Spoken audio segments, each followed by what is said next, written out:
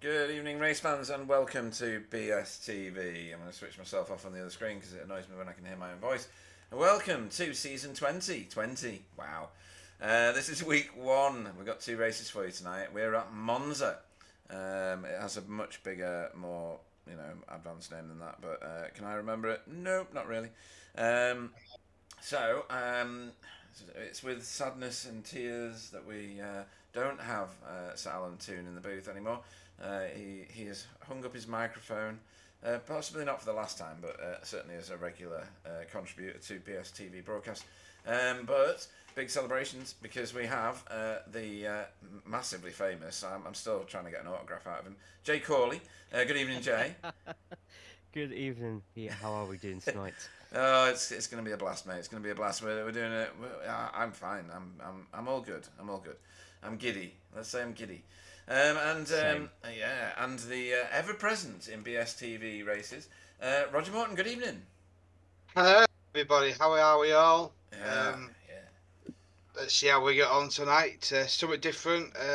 Hanging up my boots for me driving in my gloves.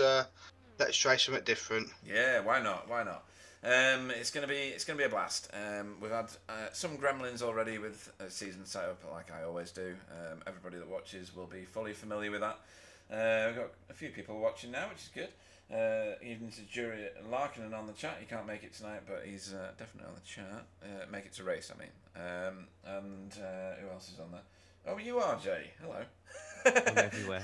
You're everywhere. I can't help it. Yeah. So usually at this point I'm plugging Jay's broadcast, saying watch it because he does track introductions for people who are not familiar with these tracks, and does a fantastic job with them. You do like all the cars as well, don't you?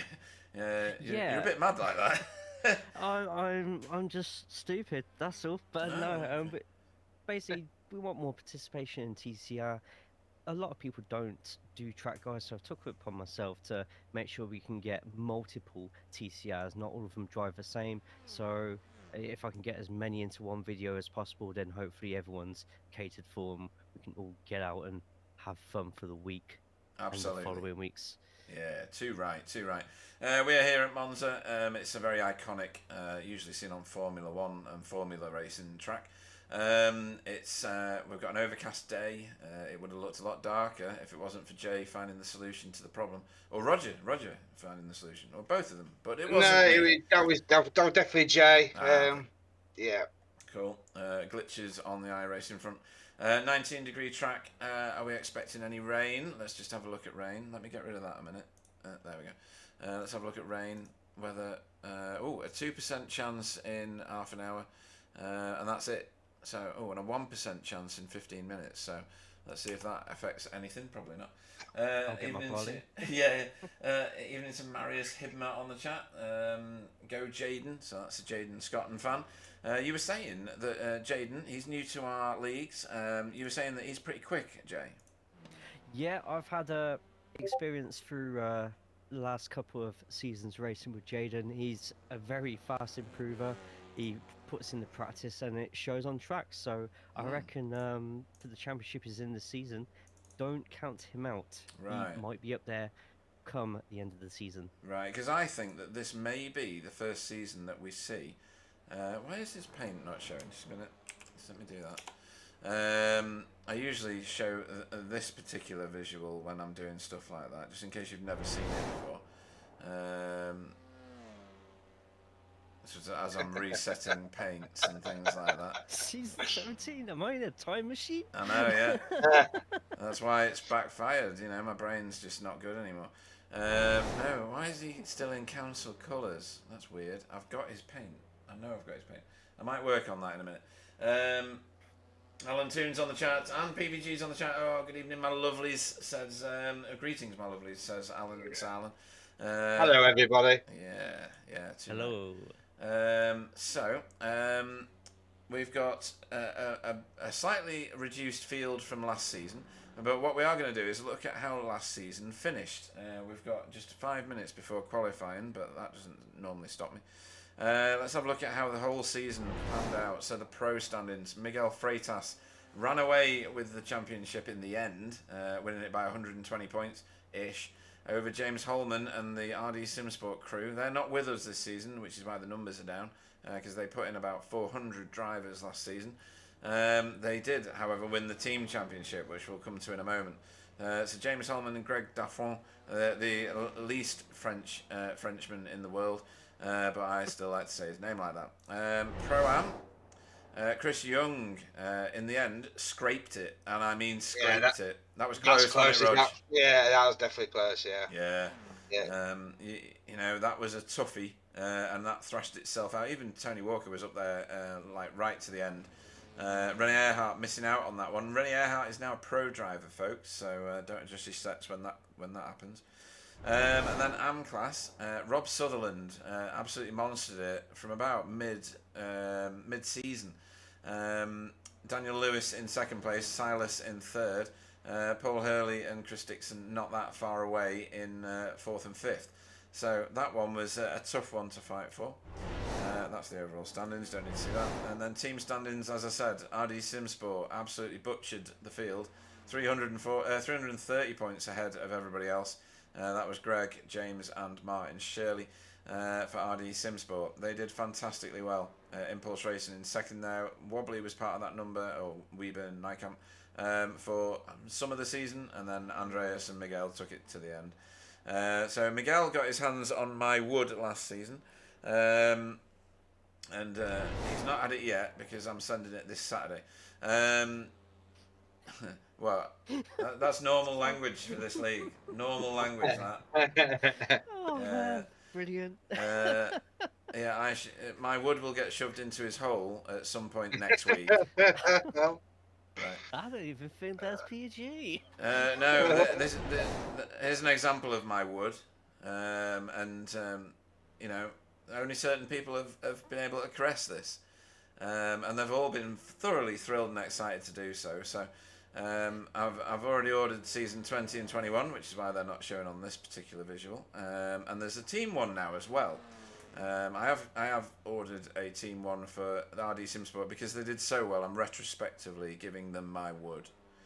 And then Sir Alan's Safe Driver Award from last season was absolutely dominated right from the very start by Renee Earhart for Cutting Corny TCR team. His fans are usually always in the chat. He was up 0.0125 for a long time, had a bad race, and then finished the season on 0.01310. And that's massively ahead of everybody else. But look at the names that were up there. Greg Daffron, James Holman, David Ayres. It must be a mistake, Roger, to have David there. That's not right, is it? Well, I think it's all down to his flashing of lights. Well, Keeping him up there. I'm going to disagree with that. And then Jamie Wilson, a regular offender on the Safe Driver Award. He used to be right at the top of it all the time. He's had a couple of rough races last season. So that was the top 5 there. This season's going to be slightly different. So the pro standings are a much tighter field. Let me get you some practice times on here. You'll see that because there's only 4 pro drivers in this race session. There's 27 drivers in the field, which is still a healthy number for the first race in any season. A lot of people can't make tonight. Jay, I think the listings for the races put some people off this season because it's not the most dynamic and exciting list of tracks to go to, really, is it, for TCR? There's only Thruxton really from the BTCC, which attracts a lot normally. Last season we had Snetterton and a couple of others, Alton Park. This season is a bit devoid of all that. Well, with TCR official schedules, some will know, some won't. We do actually share all the even weeks with GT4s and with LMP3s as well. This is just for mainly like IMPC and to try and breed some sort of participation between all the leagues. So during the even weeks, we would usually get quite a lot of the longer tracks. But as you said for Thruxton, only BTCC track on there. However, 4 hours of Thruxton this season, so could get quite a few people on that. And obviously we've copied Nürburgring as well due to the fact of it being the Nürburgring 24. But despite that, all the rest of the tracks are voted by the TCR community, so hopefully a few of those voters are in this league right now as well, and they got what they voted for. Yeah. And what are your thoughts on the the tracks this season, Roger? I got to be honest. I like any tracks. I just like racing. Uh-huh. I'm just not quick enough to compete in this league. Um, Recently, so with racing different cars as well, it's just I struggle to compete. But no, there's not many tracks I don't like. To be fair, Pete and Right. Jay, I just get on and just sort of gel with whatever. There's not, like I say, there's not a lot I don't like. Right. If Okay. there's road, we race. Yeah. Yeah. Yeah. Yeah, yeah. Right. Where's that car number? There it is. Right. I am determined to get Jaden into his paint. So just bear with me, folks. If it sounds like there's a Neanderthal at this end of the microphone, that's because it's true. And Pete is. Where is he? Where's Jaden? Jaden. Let's have a look at some cars pouring out of here. Look at this. This is what we turned up for. Right, Jaden. Come on. Why don't my eyeballs work? Ah, there he is. There he is coming out. So we're going to do this. Oh, no, we're not. We're going to do this. There we go. Yeah. Is it gonna work? Is it going to work? How stupid is Pete? This is the defining factor on Pete's stupidity level. Turn red. Turn red. I need Harry Potter's wand right now, don't I? I need to Alakazam this car. What you got now? Yay! Right, okay, here we go. Fantastic. So, Jaden's in the right livery. Get in. Right. Where is the chat for YouTube? There it is. Oh, you're the last one to say anything, Jay, so well done. Woohoo! I won something. Yeah, alright. So, at the moment, we've got... So let's go through the field a little bit. So, JB Dejay for BSTV is in here. Scott Malcolm, welcome back to you. He's now racing, not for Ignium anymore. He's now in Lumen Motorsport. Let's see if we can get a close-up of that paint. That was a bit quick, wasn't it? It's very black, and he's in the AM class. AM class is notified by the orange number boards and banners. If you want to look for something in the Pro-Am, as Michael Hall is here, then you're looking for green number boards and banners. If that number happened to be yellow, it means that they have been a previous champion to the series. We'll look at that in a second. If we look to someone like Wobbly, he's got a blue number board and banner. That means he's in the Pro category. Not intellectually, I should point out, just in terms of driving behind the wheel. And then if we find somebody along the lines of Stephen Walker, there you go with the yellow number board numbers on the blue number boards. That is a pro who has won a previous season of this series, and he's won plenty. So let's have a look at the rest of who's in here. We'll go on board with someone in a minute, and Jay can, in his inimitable style, talk us through a lap, because you're very good at it, aren't you? And you're well practiced, way better than me, funnily enough. Definitely well practiced. Yeah. Good or not, we'll see. Right. Okay. Should we go on board with Mike? No. Let's go on board with Jaden Scott, and he won't be expecting that at all. We can sneak up into his cockpit here. Where is he? He's at the start of the lap, isn't he? This is one of the Lesmos, is it? No, this is the big first turn. What the hell do they call that? It's Biasono, isn't it? Something like that. I'm gonna have to find Yep, a track Curva map. Biasono. Oh wow! Just coming up to No way did I remember that. Valentine. Oh right, okay. We'll wait for him to get round to the start of the lap, and hopefully he can put a decent time on the board. No times to show at the moment, folks. They have to do an out lap first, and then it's their first running lap, where they actually record a time. So this will be his first running lap that he's on now. As he takes a good amount of curb everywhere. You said this kid's pretty quick, right? Yep, Jaden is definitely a product of seat time, practice. It makes you faster. I've watched him through weeks and seasons, just slowly catching me up, and I'm I'm gonna have to stop putting track guys out because if he keeps watching them getting quicker, Yeah. then yeah, I might have to do something about that. Might have to pull the plug.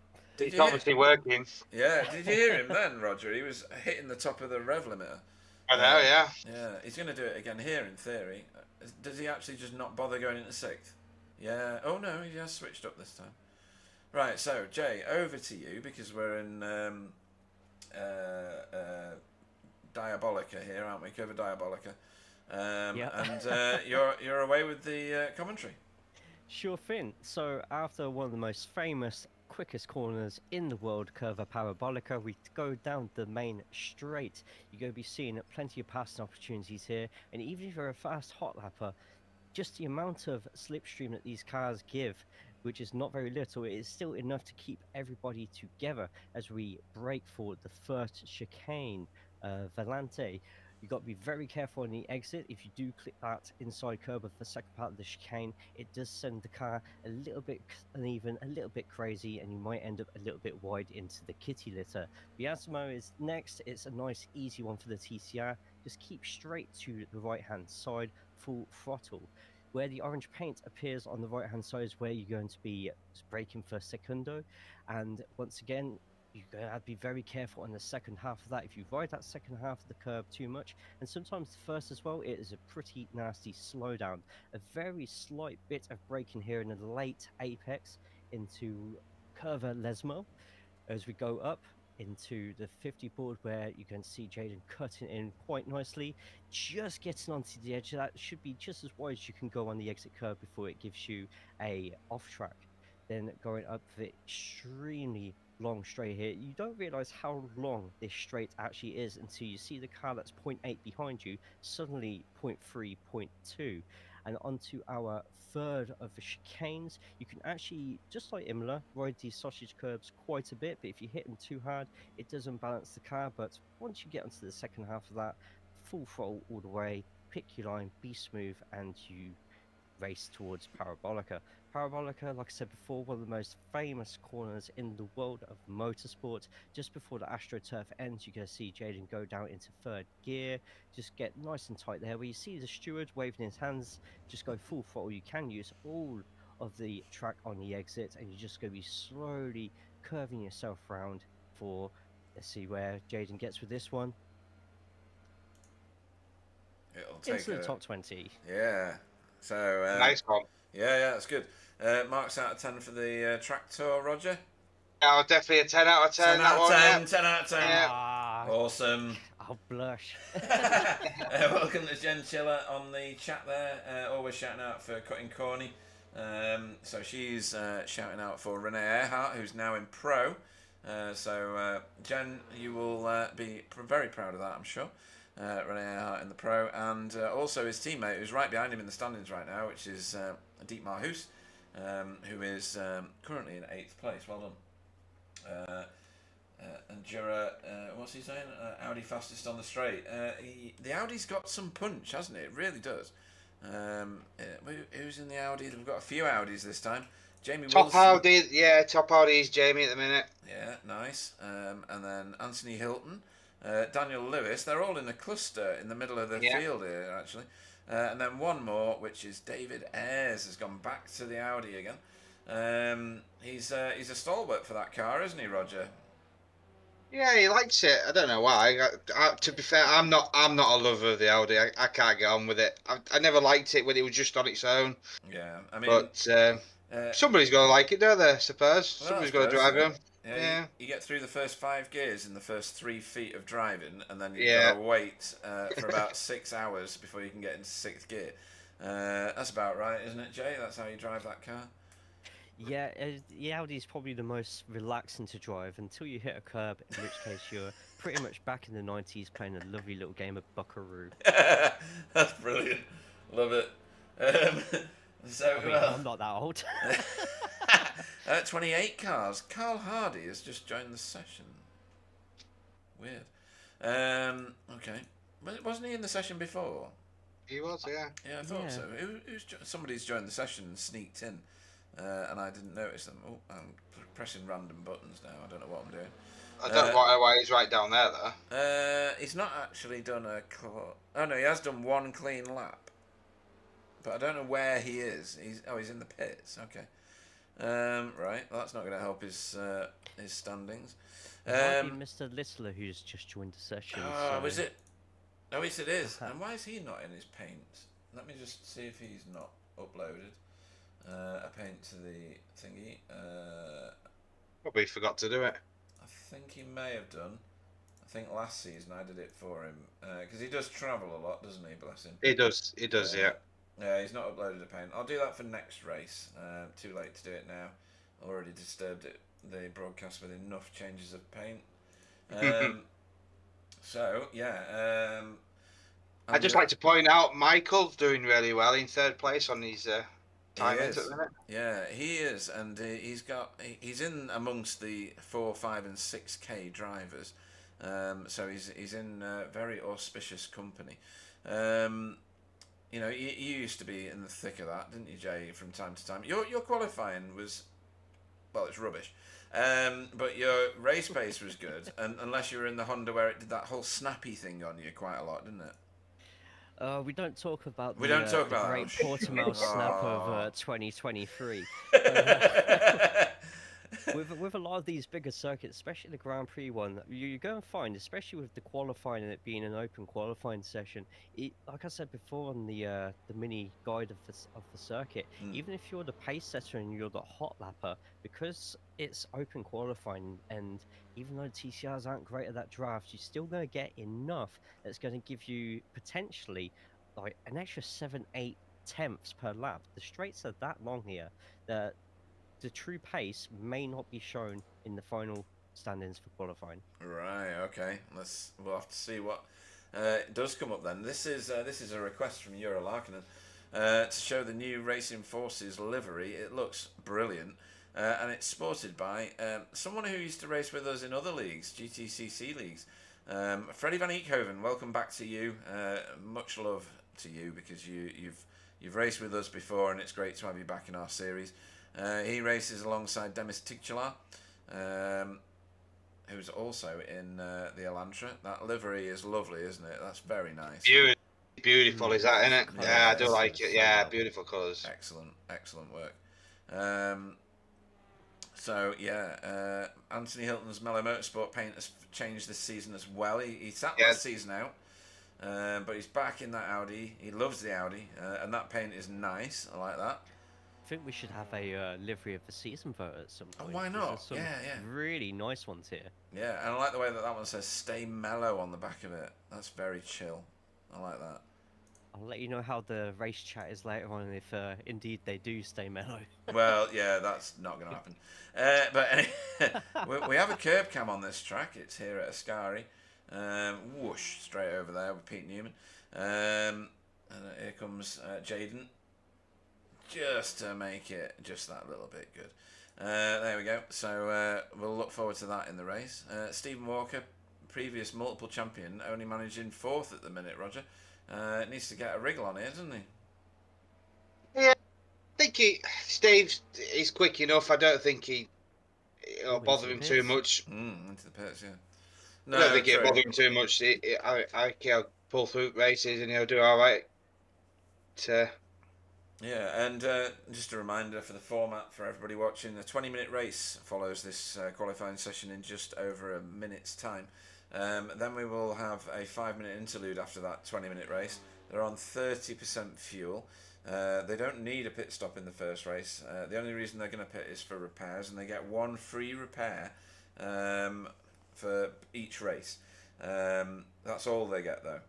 So if they then damage the car further, or they use their fast repair to wipe the flies off the windscreen, which I have done in the past, then you've lost that, I'm afraid.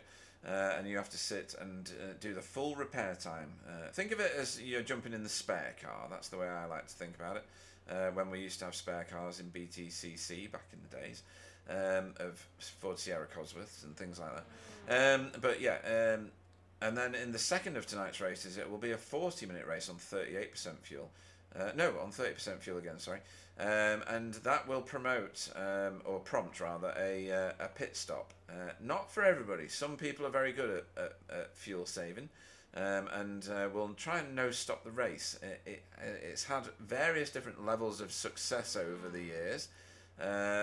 Some obliterated misery, and some absolutely glorious success. Jay, how did you get on with fuel saving, or did you just not bother? For this track in particular, I think it's a crazy thing to do to fuel save for straights are that long. You're going to be constantly on the throttle. In fact, I'm pretty sure the open sets are nearly 40 litres of fuel for a half-an-hour race. Whoa, So right, okay. Didn't use my full tank, but it's you're not going to be... If you're fuel saving here, you're just going to be losing far too much time. Even slipstreaming will not save you here, in my opinion. Right. All right, so the session's gone checkered there for qualifying. We're going to wait for it to tip over. It's a heat race, so it just chins everybody out straight away. So I'm going to run you through your starting grid tonight, folks. I'm going to wait for somebody to join the grid, and that is going to be Daniel Lewis. Hopefully David Ayres isn't in view, so he can't flash his lights. I'm going to extend gridding, and I'm going to run through these names only. Wobbly will go off first for tonight. He will lead us away in the first of this season's races. And Pete Newman will be lined up next to him on the front row. Michael Hall will go off third. That's good qualifying from Michael. Stephen Walker will go off fourth. Why is his number not... Oh, it is in yellow. Kasper Smirnov. Thanks, Magda, for letting him race. He will go off fifth. Why are you not on the chat, Magda? Anyway. René Earhart off sixth. Seventh will be Pete Van Gool, PVG. Diemar Hoos will go off eighth. Ninth will be Tom Woodcock. Freddie Van Eekhoven will go off 10th. Stop flashing your lights, Fee. 11th will... Oh, I've just set them off. Stefan will go off 11th. 12th will be Deck Crowther. Oh, they're all doing it now. 12th will be... Oh, have I done 12th? No. Yeah, Deck Crowther. 13th will be Christian Kramer. Demis Chikchalar off 14th. 15th will be JB DJ. Jamie Wilson off 16th. 17th will be Daniel Lewis. Silas will go off 18th. Anthony Hilton off 19th. 20th will be Tony Walker T. He's with Result Clothing this season. 21st will be Scott Malcolm. Paul Hurley off 22nd. 23rd will be David Ayres. 24th will be Jaden Scotton. 25th will be Chris Dixon. Fee will go off 26th. Carl Hardy, the Pieman, will go off 27th. That's not very good qualifying, is it, Roger? Nah, it's rubbish. Rubbish. And 28th will be Andy Littler this evening. So, we shall grab ourselves a different camera that doesn't show these fools flashing their lights. Right, is that a better camera? No. Is that a better camera? No. We'll go back to this one then, and we'll have a look at Pete Newman instead. Right, okay. Because there's less people flashing the lights on this side of the field. Right, okay. We're waiting for the lights, folks. We have everybody on the track. So we are going lights out. When all the lights come on and they extinguish their light, we will be racing here at Monza, and we're away. What a start. Oh, yeah. And Wobbly's come across to try and cover that off. If I say Wobbly and you see Wobbly Kneecaps and you see Nykamp, that's because that's his nickname, and it stuck many years ago. And here we go into the first of the variantes, which are the chicanes. Steve on the dive then. Yeah, everybody seems to be. Oh, hang on, Tony Walker out on the outside of everybody. Ooh, gets a little knock there from Chris Dixon for being out so wide. 3 wide going into Biasono. This is where the action is right now. There's a big gap in front of this crowded house here as we pile up towards the Seconda. Ooh, what? Feet! Oh, blue on blue. That's a naughty one. Yeah. I don't know whether Chris got away with that. Did he? Yeah, Chris. Well, I say yes. I'm gonna revise that to no. Right. I don't know what happened. We'll have a look at that in a moment. That was a complete loss of control, though, wasn't it? It's normal for Result like to crash into each other. And we've just missed, or I've just missed. Shouldn't drag you two into my poor camera work. An overtake for the lead. Wobbly's giving it up to Pete Newman. I'm going to try and find that for you. I've not found it yet.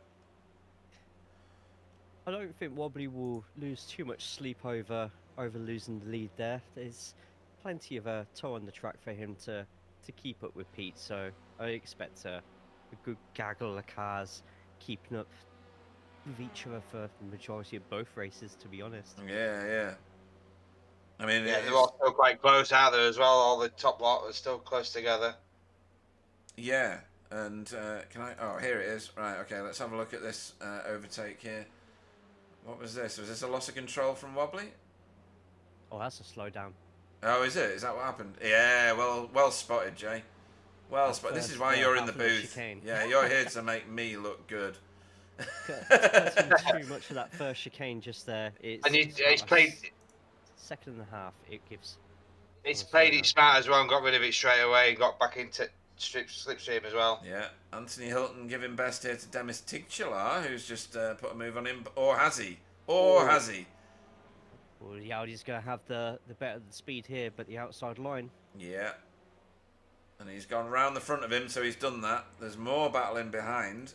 I did wonder if this is what happened. Scott Malcolm here chasing down Jaden Scotton, who's in turn chasing down Paul Hurley. Scotton already up 4 places, could make it 5. I think that's a done deal. That's going to be a slowdown, I feel. Oh! 3 wide into a Lesmo. Oh dear. Yeah. Oh, no. Yep. This is the Audi formation flying, folks. Sorry, not Audi. Honda formation flying. 2x2x2 into Lesmo 2. They've all kept that so Yeah, cool. Yeah, that was good. Jaden will come out on top and imperious here, I think. Scott Malcolm's giving him a run here, though. Who's going to be into Ascari first? It's going to be Jaden. Scott's seen sense and got off the gas a little early. It gives him good drive. Yeah, he's got a good run now. Yeah, he could take this back by the time he gets to Parabolica. I'm going to have to switch cameras, though, I think. We're having to switch because Wobbly is pushing Pete Newman. And this is for the lead. So you were absolutely right, Jay and Roger.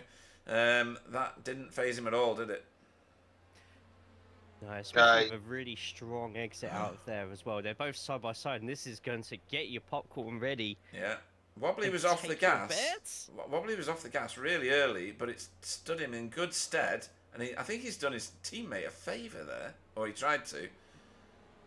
Fastest lap of the race, Rene Earhart for cutting Corny. Nice. Yeah. Look at that group, still together, nice and close. Yeah. Any one of them at the minute it could take the win. Literally, yes, absolutely. Right, shall we have a quick look at whatever happened to Fee? Because it was a weird one. It might have been, as Yura said, a malfunction disconnect of a wheel. Or... Oh, actually, yeah, it could have been, actually. That was just bizarre. Yeah, that is weird. Or a VR collapse or something like that. Yeah, she has had a few VR issues, so Yeah. it could be something with that, maybe. Yeah, maybe. Right, PVG. Don't adjust your sets or your eyeballs, folks. We think he's got an Elantra paint on a Veloster. He is right in the midst of a heated battle. Why is Chris Dixon... Oh, Chris Dixon's going slow because he's only got half a car, Roger. Yeah, it's definitely. That was with instant with Fee first lap. Yeah, surgical removal there of the front of that car. So Wobbly in front. Stephen Walker now on to Michael Hall. So this is very much a geodesic versus Result X Pure Sims. Were you in Result X Pure Sims at one point, Jay? I was last season, Last season, yeah. I thought so. Different livery, Pete's back's, yeah, I'm hoping Pete's back's recovered from carrying me for the majority of that last season. That's good. I love it. Does he do a good piggyback, does he? It is secure. Secure and reliable. Excellent. That's what we want to hear. Michael's actually got past Steve again, hasn't he? Michael has got. Yeah. Yes, he has. Sorry, yeah, good spot. At least Pete's got a wingman now. Try and take down Wobbly. Oh, what's going on here? Where's Scott Malcolm? I thought he was losing positions, but is he straight through on that chicane? Oh, now that's about 6 hours worth of slowdown, isn't it, Jay? It's a lot longer than the 1.5 of the other chicanes, but Yeah. we'll see how effectively Scott takes it, and hopefully he doesn't lose too many places here. Yeah, he might be back on pace by now. As long as he keeps within that 1 second of the cars in front, and with these two going too wide, two lots of too wide here, Yeah. it could bring the pack back together again. That's Tony Walker, and bloody hell! Hello. We both did the same thing at the same time, Jay. These are good old doing door bashing. amazing. Yeah. Keeping it onto the track. So the real door-to-door stuff is right back here in the AM class. Silas and Paul Hurley going at it big. That's tears. Too much Darwin. Too much Doring. Yeah. Oh, look at the trailer debris onto the track, Jay. That's not good. Oh, Demis. Everybody's losing control of their cars. Roger, what's going on here? I know it's close racing, isn't it? Isn't it? We got JB chasing down Demis. This is Who's from out there? That's Anthony. Yeah. Yeah. It's a good battle. Is this nice and close? JB going further? No, he's not. He's backed out. Or has he? Yeah, Has he? He's going. Oh, hello. He's got it. And Anthony. Yeah. I think Anthony's going this straight in front of both of these here. He did the right thing and just let these two have their own little battle. As long as you get, He's going for it. He's got it. Parabolica. Look at that. Oh, look at this now, though. Wow. Oh my Powering word! through in that Audi. Absolutely powering through. That's ridiculous amounts of overspeed. That's brilliant. Oh, has he got it slowed up or not? Yeah, he's got it. He's Has just he? got it. Yeah. Nice work from Anthony Hilton. Love it. That was lovely. That was excellent work. Now, can he keep there though? That's the thing now. Oh, well, yeah. I think that's going to change a lot. We once did an F4 race around Spa, and it was the funniest broadcast I've ever done because every single lap was a different leader. It's just draft all the way down Kemmel Straight and got a different leader every time. So funny. Brilliant. Fantastic racing. Yeah. Carl Hardy on a bit of a recovery drive here, Roger. And he's he had a poor qualifying, didn't he? So he's just shocking, yeah. he's struggling to get through there. I don't know why. Silas on a slowdown. Chris Dixon picking up a position in that buggy or whatever the hell that is that he's driving. That's not a real car. He's doing well to keep the car though. Yeah. At the minute, Wobbly is still, now he's got it back, is your race leader, folks. Pete Newman in second. Stephen Walker has managed to move his way up to third. And then Michael Hull now getting a hassle from the ever-fast Rene Earhart. I think somebody's told him, you're in pro class now, son, you need to get moving. So, Cutting Corny fans, you want to stitch that one onto a T-shirt, because that's not easily done, overtaking Michael Hull. There's still a lot of cars that are close together as well in this top. What is it? 10? Yeah, I mean, first to seventh is only open by a second. I think the top three are going to be separated from the rest, depending on how this battle that we on camera with goes. But I thought not giving him an inch. Oh, that's brilliant racing. And they're still giving each other space. Renee's done it though. Renee's away. And that is Kasper Smirnov. Wonderful. Yeah. Is he going to dive down the inside? He might. Or outside? I think Michael would be more focused on Renee behind him is than in still front in of the him pole. here. Yeah. Yeah, he's covering. Renee. Lovely.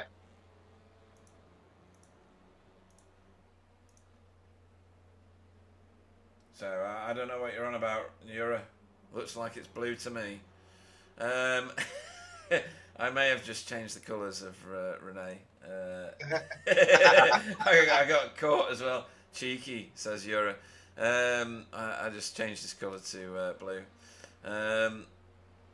So Casper sets off, windscreen wiper going. Must be a load of debris coming through here.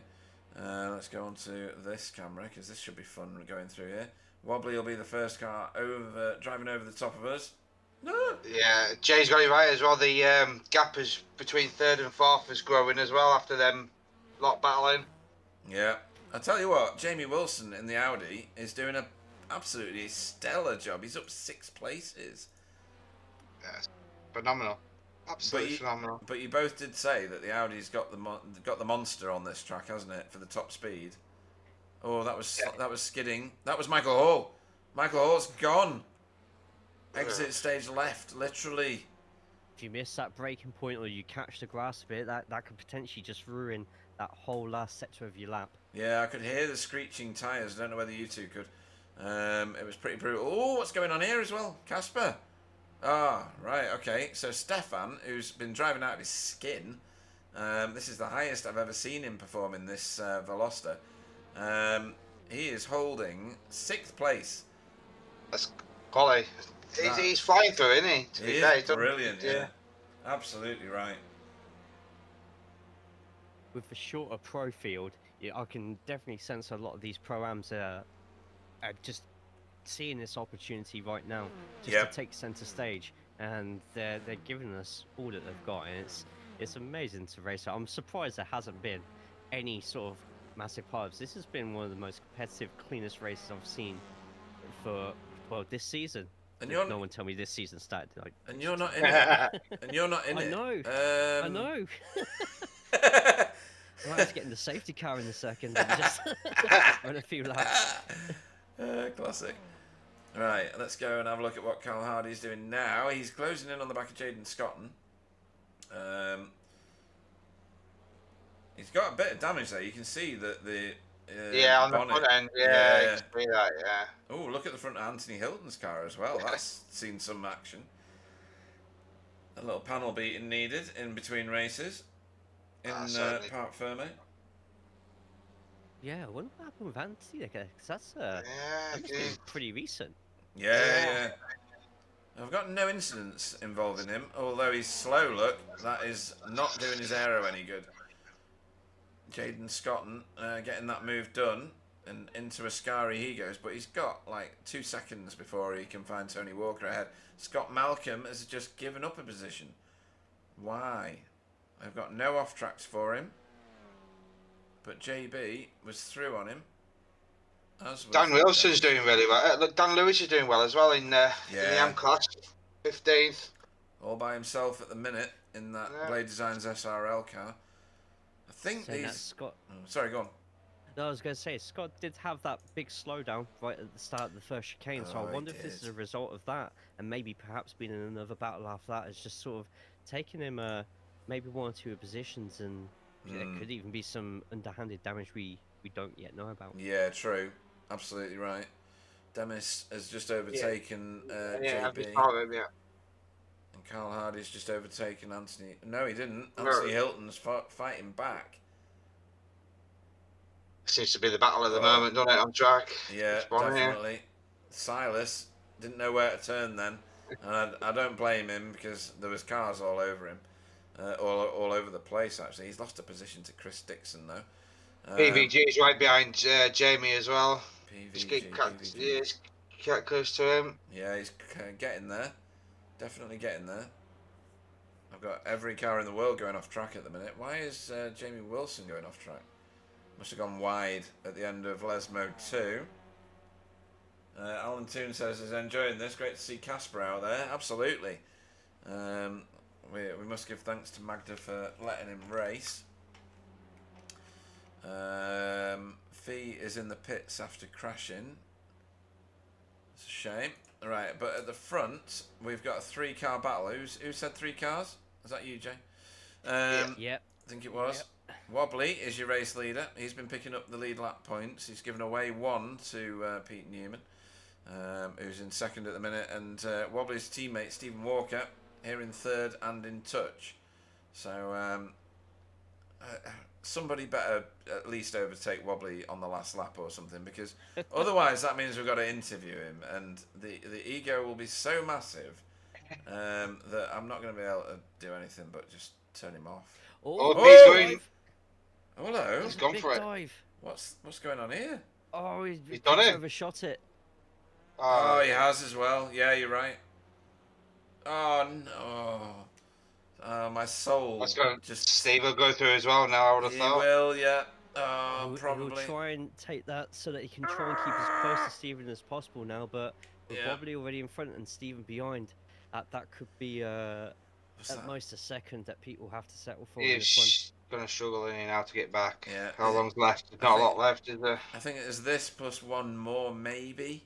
Yeah, with this plus one more, I'm gonna go with. one. Yeah. Yeah, he's got a bit of a gap now. He needs to claw back again now to. Yeah, It's going to be Renee a getting lap close now as to well. get closer. my soul felt the pain of Wobbly passing Pete Newman there.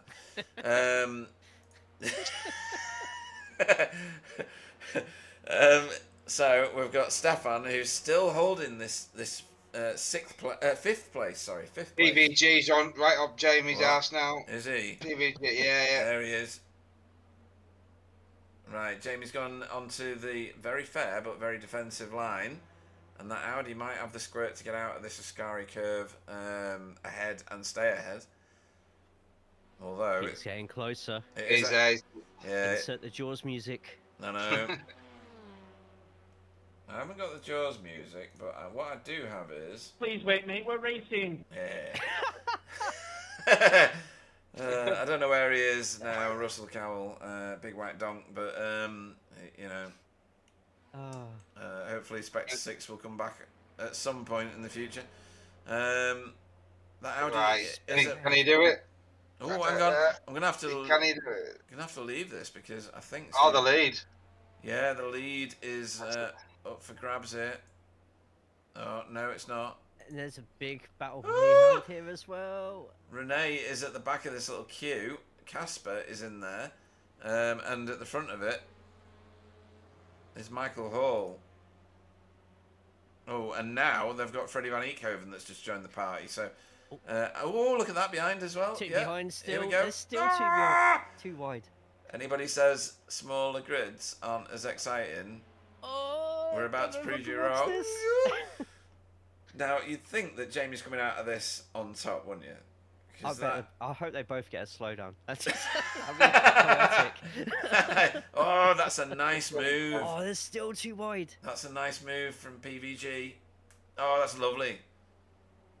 Audi on the outside's going to have the It is. advantage on the exit. Slingshot around the outside. Oh, that's nice. Oh, wow. Loving it. This is brilliant. I bet Jamie his smile is as wide as his Audi right now. That's brilliant. Christian Kramer's just on deck as well. Where is Close he? to deck. P13. Here we go. Another one into Ascari here. I'll tell you what, the control of these guys in these cars is stunning, isn't it? It's brilliant. Make it look easy. Yeah. Christian's going to have a choice here. Does he keep behind him I or know. does he try and use the outside line and He's gone to the slingshot left. it round? It's tough round here though, isn't it? Because the shallow line is the faster one. You know, we just missed the finish as well, I think. Oh, what? Oh yeah, we did. I don't know who won. Oh, Wobbly. Damn it.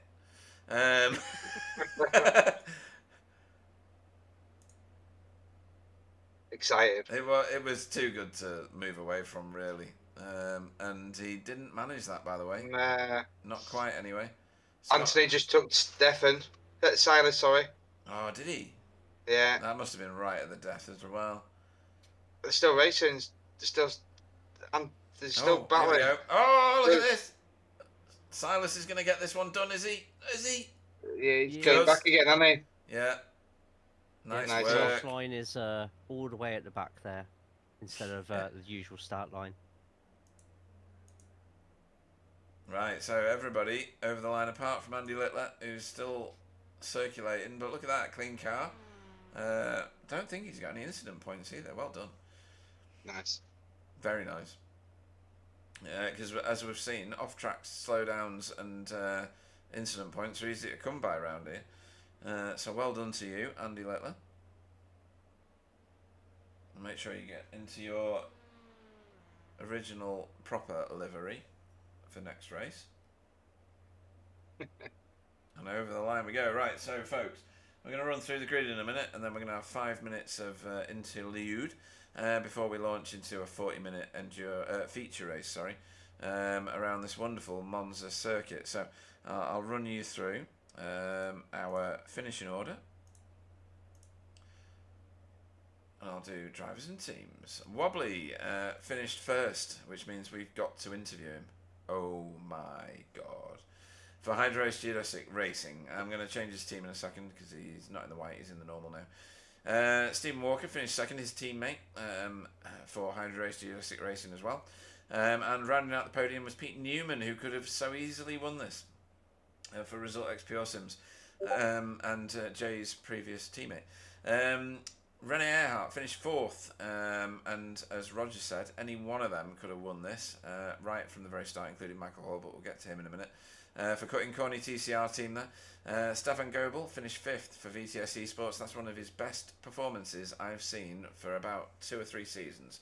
Well done, Stefan. Michael Hall finished sixth for Result X Pure Sims, after being up there in the top spots for quite a long time. Kasper Smirnov, 7th for Sim Racing School. Dietmar Hoos, 8th for Cutting Corny. Sorry, Stefan Goebel, also top Pro-Am driver. Well done, and a massive congratulations. Michael Hall getting a second in class.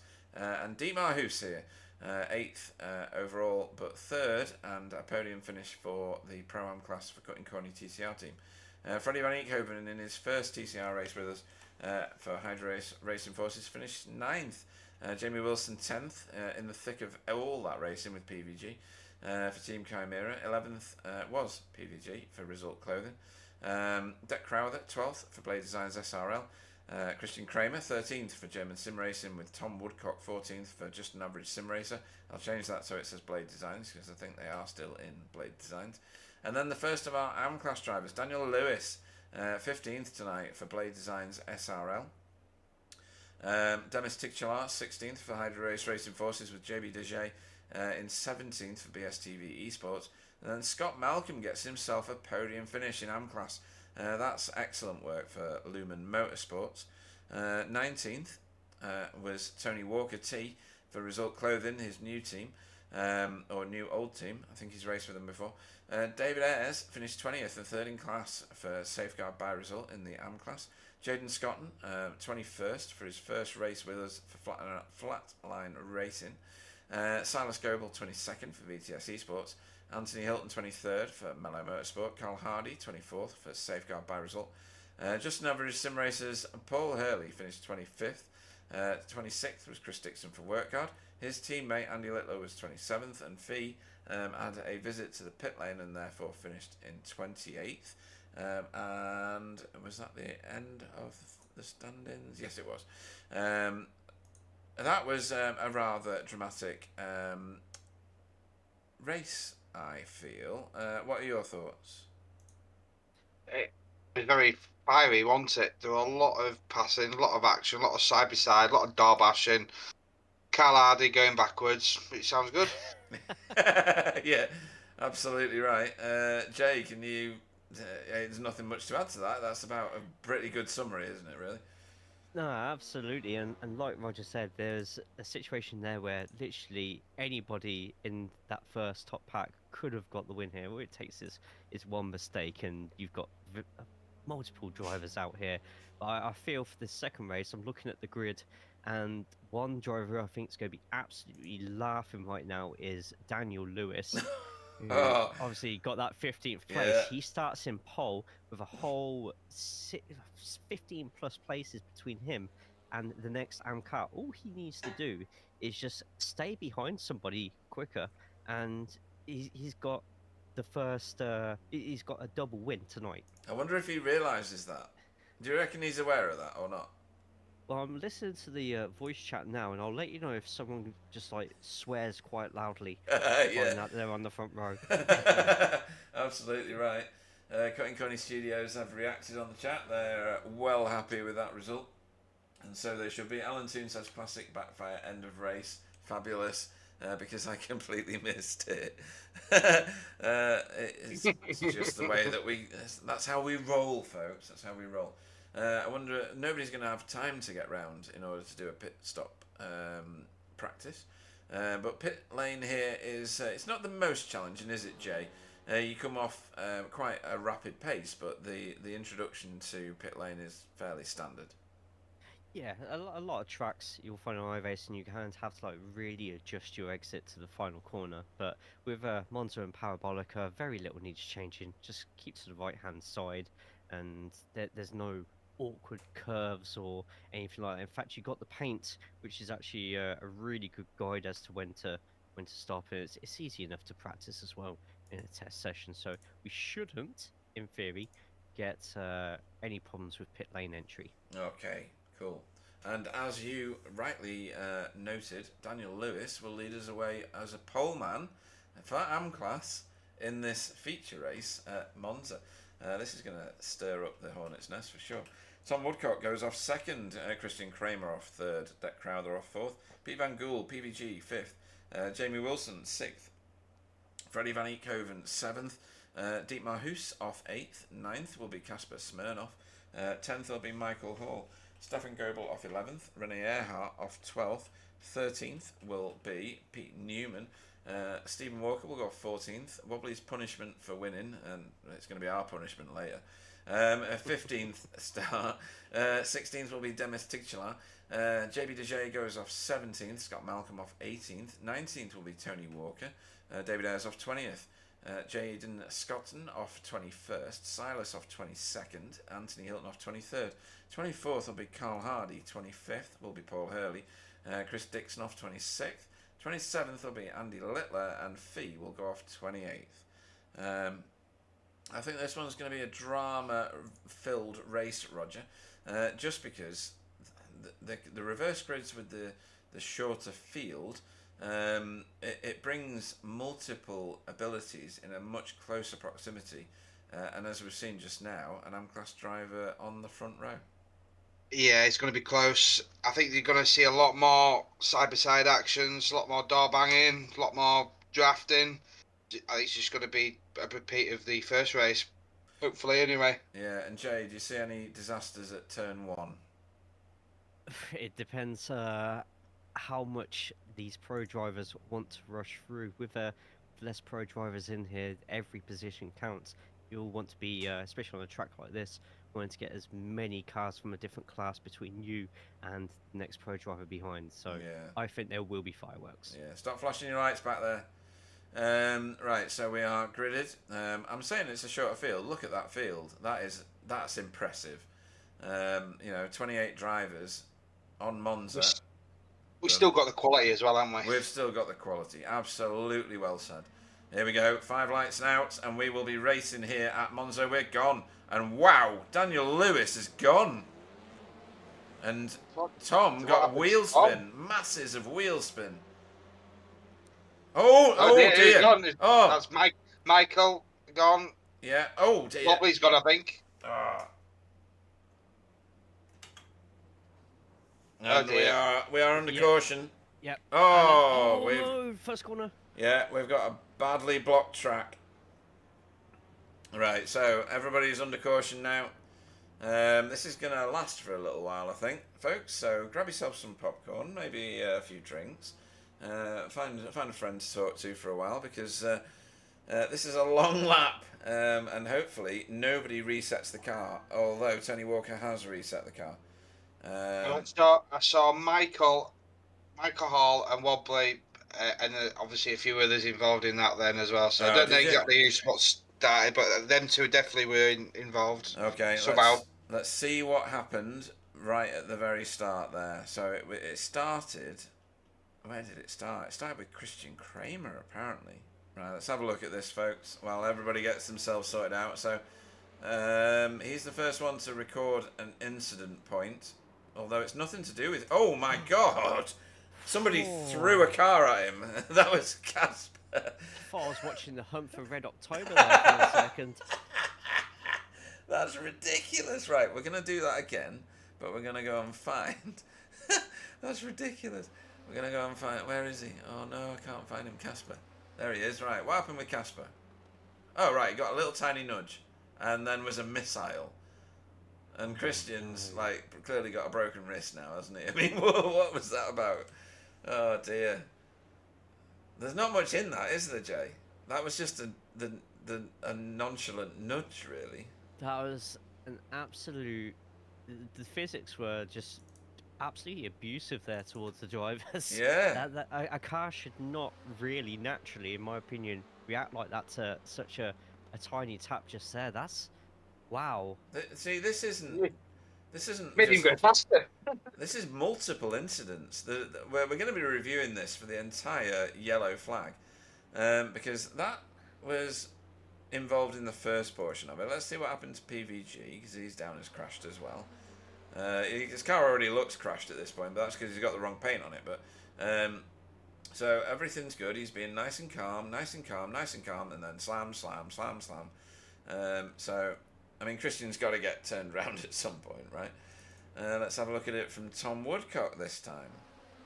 So he was the one slow off the line. He's out of the trouble. He's thinking, I'm just going to stay over here, keep out of trouble. Nothing's going to happen to me, is it? And then, oh no! Oh, no. So that's sad.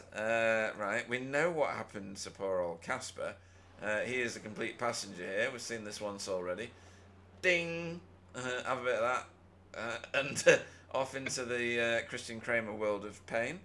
Have you got anything for Wobbly or Michael then? I was about to say, Wobbly was definitely a car that I saw in Believe it quite or a not, condition. no. Oh, What? really? Yeah. It was pretty much off the line. It was pretty much off the line. It was. All right, let's go and Right. Probably around Stephen or Pete Newman, maybe. They might have something. yeah. Let me have a look. I'll start it from the green and jump on to Wobbly's car. Just give me a sec. There's nothing to see in live, folks. Right, so we were looking at Wobbly's car, right mid-screen. Oh, JB jumped the start. Oh, I didn't notice that either. Right, okay. Oh, Silas, is that? Didn't go. Right, so Wobbly says... Oh, no, he's going for the gap. Oh, there's no gap. Oh. Oh, bang, bang. And then off stage left, and then lots and lots of spinning. Oh my God, it's just a disaster. That's Michael, I think, who... Yeah, Yeah. Jaden got May caught have- up in that as well. It was definitely Carl Hardy's fault. Brilliant. Love it. Lock of war, pinpoint accuracy there. Absolutely. Holy moly, that escalated quickly from Eura, and then Alan Toon, very handsome grid. That was the one before that. It was a very handsome grid. Now it lacks handsomeness. Now it's like one of the ugly kids. It's just not a happy time. Right, let's have a look at what happened to David Ayres, shall we? Roger, here's David Ayres. JB jumped the start. David Ayres is going the slowest car in the slow land, and still managed to end up. Oh no, that classes as a crash for SDK because he's stopped. Right, okay, so he actually got through unscathed, apart from the light bulbs in his car from all the flashing. Look at all the debris on the track. Jesus. Yeah, he played it safe where they go through there. He did. Right, what happened to Scott? Scott Malcolm played it safe. Look at this. Pedestrian into that first corner. You can see the carnage in front of him, and he's like, nope, not happening. Oh, and JB got into the back of him. So that's nothing to do with Scott, that one. That would have hurt JB a little bit more than it hurt Scott. Without a most doubt, likely. yeah. Yeah. And then Scott got caught under caution at that point. And Renee up here. Right, let's have a look at where everybody's at on the live. Well, this is a drama-ridden Monza, isn't it? Good grief. And look who's still in first. I know, Daniel Lewis picking up lead lap points as everybody who's got damage piles into the pits. It's a long race. 1, 2, 3, so 4, 5. More than that. There's JB. 6. and Anthony Hilton 7. and Jaden and Wobbly. Right, so they're all in. Where's Wobbly? Yeah, Wobbly's at the back of the queue. Right, Be so interested to see how much fuel everyone takes as well, because this will, even Who's with the that? safety car, I do feel there's going to be another stop to make. oh, do you really? Right, okay. Because they're going to go for this lap, one more lap, because I don't think that the lights are going to go out before that. Although there is a way that I can advance that, isn't there? I'm pretty sure. I think I can turn the lights out on that car, can't I? Yeah, I think so. If it goes round again and it's lights on, then... Well, we'll see. Let's make sure that people like Michael Hall have caught up with the back of the field, because he's been in the pits, and now he's full beans to try and catch up with the back of the field. Is that Tony Walker? Right, so if these two catch the back of the field, I'll advance the pace car and we'll start at the end of this lap. But I don't think they're going to manage that because they are miles behind. Let's have a look at track map. Yeah, you can see them there. They're in Ascari at the minute. They've got over half a lap to do before they can catch the field. Where did Wobbly end up after all that? He's gained 2 positions in the pits. That's funny. That is funny. That's good. Where's Anthony Hilton? Don't know. Where is he? Is he not in it? Oh, Anthony Hilton's left the session. Weird. I thought he was doing okay. Right, okay. So, Euro Larkinen's like, ha ha ha, half the field went to the pits, folks. Yes, that's right. Stephen Walker's done alright out of this. He's 3rd place. Oh, look at that. He's sneaky, isn't he? He's sneaky. Wobbly's going to want to move forward very quickly with this. He's got Christian Kramer in front of him, so that's not going to be an easy prospect. Renee is in front of him, so that's even more difficult. Chris Dixon's gained 15 places. Amazing. Oh, my sides are hurting. Oh my god, that's funny. Oh, Few gainers, definitely. I think a little bit of wee came out. That's funny stuff. 4 AMs from 9th to 12th as well. Anybody behind those 4 AMs are going to be absolutely raging right now. Jeez, don't, you're killing me. No offense to the AMs. No, I'm just saying they've got their own race to race here. Even so Cal anyone Hardy's behind- gained some places. I think I hurt my neck laughing. Oh. Yeah, literally, David Ayres to Paul Hurley, they've all made at least 11 places each. Yeah, they have. David Ayres up 11, Silas up 12, Chris Dixon up 15, Paul Hurley up 13, Stephen Walker's up 11. Then you've got Christian Kramer down 19, same for Tom Woodcock, Rennie Earhart down 11, Wobbly down 9. There's a lot going on, folks. There's a lot going on. But Fiona up 12 as well, nearly in the top 15. What? Oh, Yeah, wow. Fiona's 16th. Yeah, that's good. Amazing Good stuff. positioning. Dark clouds are above the track though. Let's have a quick check of the weather. Oh, if it rains. Oh look, my god. look. Don't tell him. Oh. Oh, this is the best race ever. This is the best. Right, they've caught the back of this field. Right, can I do anything here? Can I do this? Oh no, I can't do it that way. Oh. Well, go on. The percentage of rain has gone up 28%. Yeah, no. And the lights are out on the pace car, so we're going racing next lap. Next lap we will be racing. Daniel Lewis will control the restart. Just don't tell him, Jay. Just don't tell him. Shh. It's our secret. I'm so evil. Oh my god. Fastest lap of the race so far. It's Tony Walker at the back of the field. That should tell you everything you need to know about how this one's gone. Daniel Lewis will control this restart, and we are single file back, folks. So wherever you are in the field, you will get shuffled behind if your lap's down. Nobody is a lap down. Everybody is on lead lap, which is brilliant. Yeah, it's good to see that everybody's back on lead lap. At least everyone's got a chance now. Exactly. Apart from Anthony, who's left the session. Hopefully he's not too put out by the fact that that happened. He had a very, very good first race and had lots and lots of footage. So we can only hope he will return. Oh dear. Honestly, my sides are killing me. I mean, there's some very classy racers in some very good positions. PVG here in 4th place. He should be able to mop up some. Stephen Walker, like you pointed out, Roger, right up there. 3rd place. Pete Newman's not bad as well. Yeah, Freddie's no slouch. And he's making himself known to Daniel Lewis already. Hello, I'm here. That's funny stuff from Freddie. Freddie's a really nice guy.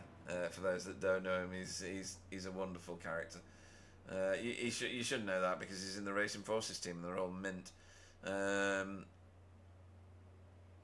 That was funny though. Hello. Right, who else is in a good place? Casper's kind of done all right, let's say. It could have been so much worse given what happened to him. He got a little tiny nudge and turned into a missile. He's done all right here. He's midfield. He can pick off a few places. So don't be too disheartened, Magda. I know you watch. Right, why is this paused? I don't know. Right, let's have a little think about what's going to go here. So, what's the tactic here, Jay? Back him right up and go at the end of the turn, or wait to the line? Oh, he's gone. Well, all right, that's that out the window. Yeah, I mean, if this is your first time doing this, then the majority of the time people would just go floor it as soon as they can, as soon as they see that green flag. Yeah. But there's wait, now it's we're literally green. right in the bumper. Watch the move here. Oh. We're not going to go 3 wide. Surely not. All wide. Ave Maria. Safety car be going back out in a minute. Fantastic pass. Yeah, that's lovely. Pete Van Gool out onto the kitty litter, as Jay called it before. Something bad's happened back here. Oh, dear. Yeah. Right, that doesn't look as bad as it... Oh, Scott Malcolm's car looks very bad. Christian Kramer trying to thread his way through. We'll have a look at this in a second. All right, we'll have a look at it now, very quickly. Scott Malcolm's nowhere near it. What's going on? So everybody's stacked up. And then... Oh, that's from before. Sorry, that's not the same one. That's Pete being stupid. Right, here we go. Very professional. Oh, that's nothing to do with Scott. Nothing to do with Scott. I think that was Tom Woodcock getting his braking point a bit wrong. And that's Wobbly taken out as well. Is it? Yeah, Oh, Wobbly where was is he? a part of the Yeah, class. he's left section as well now. Oh, right, okay. So, Monza is proving to... Oh, Freddie Van Eekhoven straight to the front, by the way. Monza's proving to be a crucible, guys. You're still on the replay at the moment. Am I? Yeah. Who knew? Well, obviously you did. I was just like, man, Stephen Walker's car looks a bit weird. Yeah. So, yeah, Stephen Walker's moved forward as well now. So, Freddie and Stephen making their way... Oh, and Pete Van Gool is through as well. Pete Newman is through as well. Deck Crowther. Where is Daniel? Daniel's still holding his own in 7th. Wobbly is down as out of the session. And... we go flying over the line. Oh, this is crowded house back here, look. Oh, there's still quite a few of them together, isn't there? Yeah. No one's brave enough yet. Not quite. That's quite... They've been sensible there, aren't they? Yeah, that was good. That was good. Still quite a bit of the race left at the moment.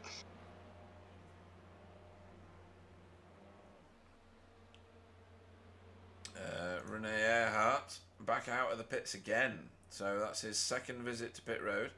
but there's points on offer, so it's worth staying in it. Freddie has got himself a day pass to Parc Ferme, Jay. Steve's catching him there. He's catching. Is he? Yeah, with Steve Yeah. behind, I feel yeah. that 1 second gap will slowly deplete. And what Frederick also has to worry about here is the tailgate that's behind Stephen Walker as well. He's pulling along pretty much the whole field. So what could be potentially a 1.1 second lead could soon turn into an 11-car melee. Right. And I think we're all here for it. Yeah. I need more convinced we are. popcorn. Yeah. So Stephen will have to make a decision. Does he go for the pass? Does he try and sort of bridge his own gap, or does he decide to fuel save? Because there's only 23 minutes left. It's probably fair to say if we see anybody pitting this lap, they could be looking at going till the end. The only problem is they're not going to have the slipstream, so they'll. I feel we should only really, if 2 teammates are together or 3 teammates are together, pit together, use each other's slipstream to get through and swap positions every now and then. It could be a bad decision, even though you would make it to the end. You just will lack any pace for any slipstream. Yeah. So, Just had Tony Walker pass Faye as well. Oh, yeah. Yep. Good overtake for decent points for Tony Walker. He's got JB Degier 2.2 seconds ahead of him. That's actually not that much on Monza at certain points on the track. Michael's catching Stefan as well. Michael. Where's Michael? 17th. There we go. Yep. He's catching all that lot now, so... Yeah, and Paul Hurley's just in front of that as well. Yeah. Daniel Lewis, to your point at the very start, Jay, he had, what was that, about 16 places over David Ayres. That's just down to 2 places now. Yep. And he can see him. Yeah. Although he was first behind the safety car, unfortunately, the majority of the 15, 16 cars between him just decided to make things a bit more interesting. Yeah, totally. It's Monza. We all expect some sort of drama to go off at turn 1. It's unfortunate we're not racing. We've got 4 retirements. Yeah, I mean, 2 big crashes in the same race. Yeah. The only difference was that the track wasn't fully blocked. You could still get round that crashed those stationary cars at Variante Primo. So I put the pit laps. Oh, back! Oh, what? All the way at the back there, someone just went sliding straight off the course, as if they were Tommy Mackerman. Just... Who was that then? I wonder. I haven't even got. Hang on. Was Fiona. it Fee? Fiona that was a fantastic WRC impression. That was brilliant. I loved it. So, all good. Oh, wow. Oh, hello. Oh, that's nice. Well, yes, well controlled. Very good. Oh, where's my live button? Not the fastest of lines, but No, it looked good. I wouldn't advise it for every lap. But yeah, Yura says no chance for a fuel save for anybody who pitted. We'll have a look at who's pitted. So I've put the pit lap on the board. Anybody who pitted on lap 1 or 2 was involved in that crash. Anybody after that has pitted again.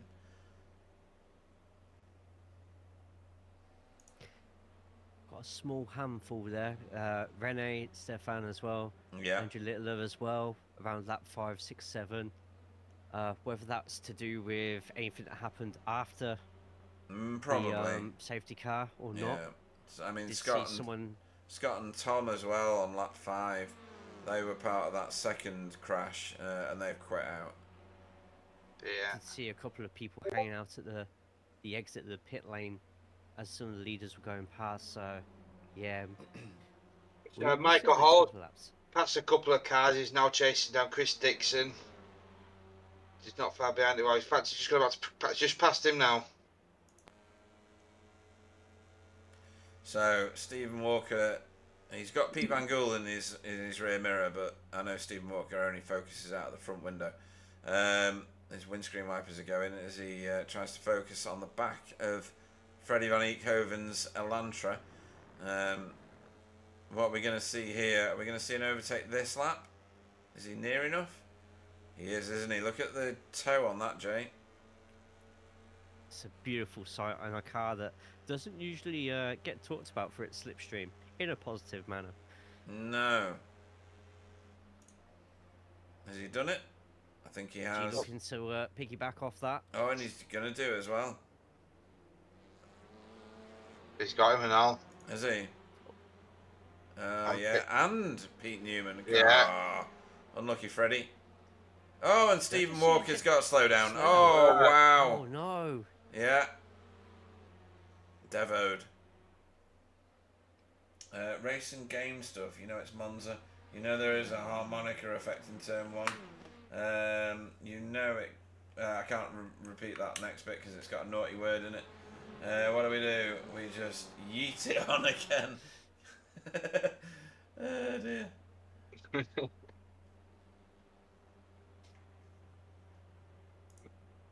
Right, so your race leader is Pete Van Gool. Yeah, he played that one well, to be fair, didn't he? Oh yeah. Can he stay in front of Pete Newman there? It looked like Stephen made that overtake really cleanly, so I don't know how, unless he turned really early for the second half of that chicane. Maybe. Perhaps it's confusing to see him have a slowdown there. Or was it from From how the we saw first it. chicane? Maybe he cut too much off the first chicane. I don't know. Yeah, maybe the second half of that. It Yeah. looked clean from where we were looking at it. Yeah. Tom, but Weird. He's obviously picked it up, but I'm in agreement with you. I'm not sure where he's picked it up. As this pretty decent sized field comes powering towards Parabolica again. All good money is on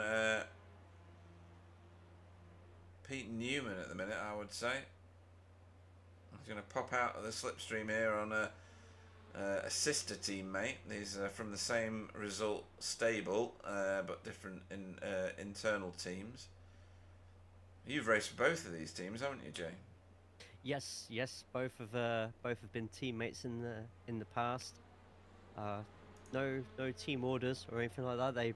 Everyone in the team races each other normally, pretty much. So, but also, obviously, all being in the same radio call together, you don't want to make anybody else angry. So, Yeah. as long as you keep it clean, then it's all good. Yeah. Chris Dixon doing brilliantly at the minute. 15th at the moment, up 11 places from his start position. A few crashes along the way there have gifted him some, but that's only 5 places. Everything else is on his own merit.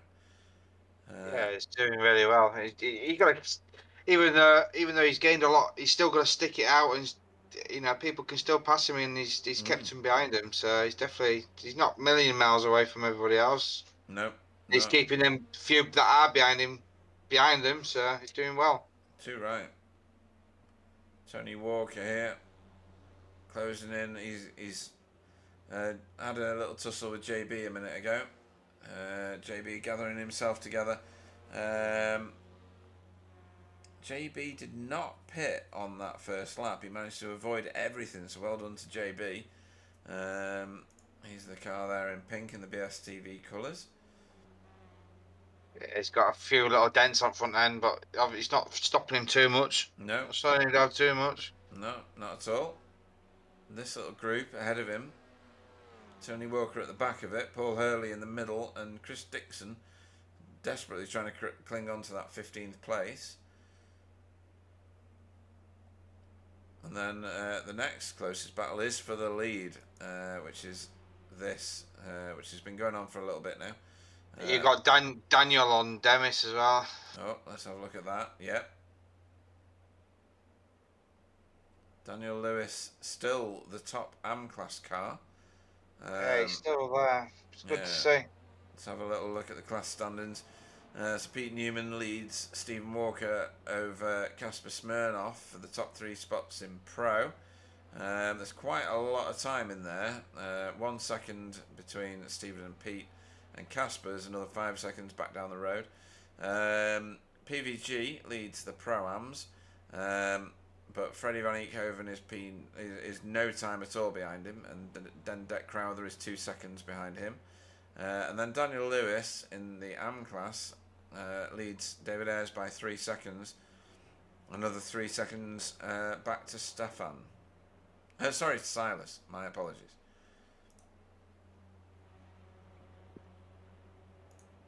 Yeah, the classes are spread out, aren't they, a bit this time?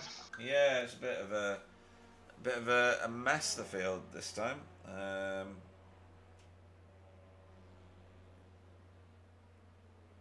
Let's see who's going to be brave and pit early.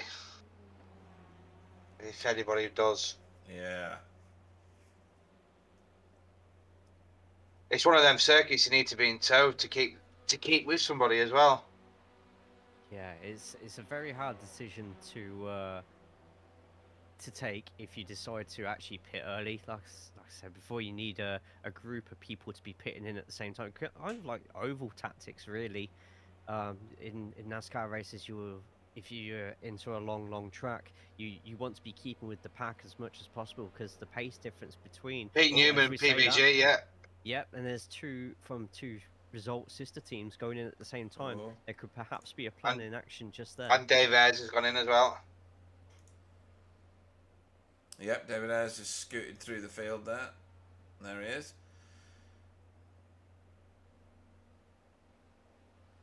Everybody passes them, so obviously there is a need for a pit stop, even though they spent time under the safety car, Jay. Yeah, I'm just wondering, as PVG and Pete were both in front, maybe they've realised that the rest of the field is still attached to them. So if they cut themselves on from there, get their own pace going, then suddenly Stephen Walker has an even harder choice to make right now. Does he decide to go for the lead and set the pace and in turn burn more fuel, or does he believe that Frederick has enough pace himself and stays behind as long as he can for a shorter pit stop? It's actually just really giving us a really new dynamic to the race, and I'm very curious to see, one, which path Steve decides to take, and two, if PVG and Pete's decision pays dividends for him. Yeah. Well, PVG's just got one to pass, and then he's got a clear stretch in front of him, to be fair to him. So if he can get that pass done off Christian, he's got a clear track. So yeah, good point. In fact, this actually works even better for PVG and Pete if Christian's setting fast lap times, which I'm having a look. Oh my God, what is this? We've not learned anything, have we? You know, this many cars in a corner, we've not learned anything. Where did Jamie go? Oh, he's gone right round the outside. Good grief, he was almost in a different race circuit. yeah, he's got the drive, hasn't he? There. Yeah. And one of them's going to the pits. Who went into the pits? Dietmar. Dietmar, yeah. Dietmar does. So Dietmar, perhaps seeing that was going to be too wide into turn one, could possibly save more time just by going into the pits. Look at this for and Jamie having Wilson. a clearer track. Yeah, Jamie Wilson having the hour. JB's gone in as well. Yeah. Oh yeah, JB's in. But Jamie Wilson bossing that one in the fight of the Audis. Demis Titchelar. He did really well. The That Audis outside find drive. themselves in 4th and 5th at the moment. I know what's going on there. Said nobody ever. Audi in 4th, really. And 5th. Yeah. Right, off we go again. Oh, look at those Audis piling through that corner behind. Jeez. It's like house bricks being thrown round a corner, isn't it? Have one of them. It's like those videos where you see a washing machine going, they just decide to throw a concrete slab into it. So both PVG and Pete Newman have cleared Christian now, so they've got a clear track together. Oh, okay, right. That's good. For them, anyway. So, what sort of pace have they got to do compared to Fred and Steve? Pete is, however, nearly 2 seconds behind PVG, so they won't be feeling any effects of a slipstreaming yet, No, unless definitely not. the passes on Christian took more than one corner. Pretty Yeah. much each driver. Rene Earhart, on a bit of a recovery drive now, has got his own teammate ahead of him, or did have. Christian Kramer has let him go. What's going on with Christian? That's not his usual style. Christian Unless he's Kramer, trying to field save. maybe has he pitted at all? Yeah, he has. He was involved in the big incident. He at the was, beginning, wasn't but he? Yeah, he got Caspered, didn't he? A couple of more pits as well. Michael, Tony, Yeah, Tony just in. Demis. Where's Demis? There he is. He's already in the box. Right. Okay. Stephen has dropped back off the back of Freddie Van Eekhoven, which is inexplicable. That must mean that Stephen's pitting the car. That's the only explanation for him dropping off the back. Or maybe not. Maybe not. Maybe he's just gathering it together. Look at that. Under braking, right on him. I haven't seen if there's been any bump drafting as of yet. I'm quick look at the lap times, and Frederick's actually going. He's setting the pace really well here. So this could be playing right into Stephen's hands. Like I said, probably leaving it as late as possible. Shorter pit stop, which at Monza with the speed that everyone's going and the length of the pitch, you want to be in and out of there as quick as possible. Every second literally counts. There's a good battle for third of the AMs with Paul and Chris as well. They keep getting close to each other. Just going to mention that. It's not far away. It's was 15 minutes. 15 minutes. Oh, that was close there between It those. really was. That was. I didn't breathe on that one. This is Daniel Lewis, your pole man of this race, getting chased down here by Kasper Smirnov, who, I don't know, is he going to have to pit? I think he might be going to the pits there. That's a Going pit now. line just there. Is he? Yeah, he is. Yeah. He's going for it. Frederick's pitted as well. Oh, he has. Yeah, out of the lead, Freddie Van Eekhoven. That releases Stephen Walker into open air. And Deck Crowther in second place now. There's quite a few cars in pit road. It's a bit of a crowded house right now. Where is pit lane camera? Pit lane in, pit lane out. There we go. So if you... This must be the threshold on the fuel tanks for the majority of people. I think Stephen will be in next lap, depending on how much he's managed to save. And I'm just looking at the gap between Stephen and... Wow, the duo Frederick's Pete lost a and lot. Pete. Has he? Yeah. Where's Freddie? There's Freddie. Oh, and he's slow out of turn 2. What's going on He's there? lost. He's He's behind lost. Daniel. Wait a minute. Yeah, he's lost back here. Bad things have happened to Freddie Van Eekhoven. He came out of the pits and this happened. Doink. Dear. So, that was PVG. That's unlucky. Yeah, that is unlucky. And that's why there were cars passing him. And that's why you made your statement, Roger. So it was well spotted, very well spotted. He wasn't slow. Initially. Well, yeah. He would have come. He was right there, wasn't he? I think so. Oh, So, I mean, PVG's car's crabbing.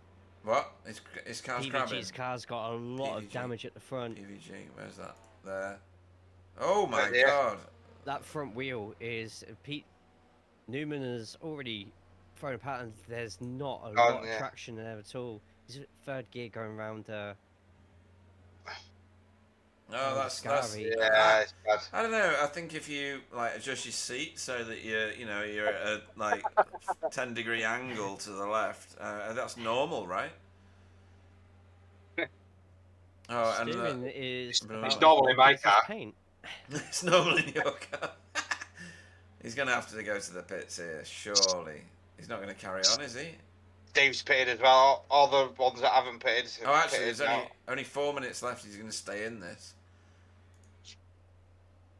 Right, so where is Stephen Walker leading the race when he comes out of the pits?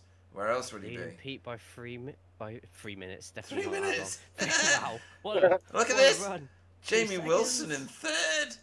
Nice. Who wrote that script? Kasper Smirnov has got the sniff.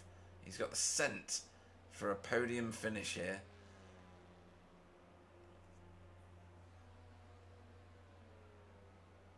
Still quite a few together, isn't there? Mm. Frederick's coming back through. He's catching Dan Lewis as well. Yeah. Dietmar is leading the cutting corny charge. Where's Renee? Where is Renee? He's nearly fallen off the bottom of the coupe and he's 21st at the moment. So well done to Dietmar for the cutting corny fans. Did Demis pit again? Where's Demis? Demis. Great second. Lap 15. Oh yeah. He has, yeah, he's pitted twice, sorry. First on lap 2 and then on lap 15. Freddie Van Eekhoven now trying to thread the needle to get as many positions back. Look at the state of his wheels, PVG's wheels, that's just bonkers.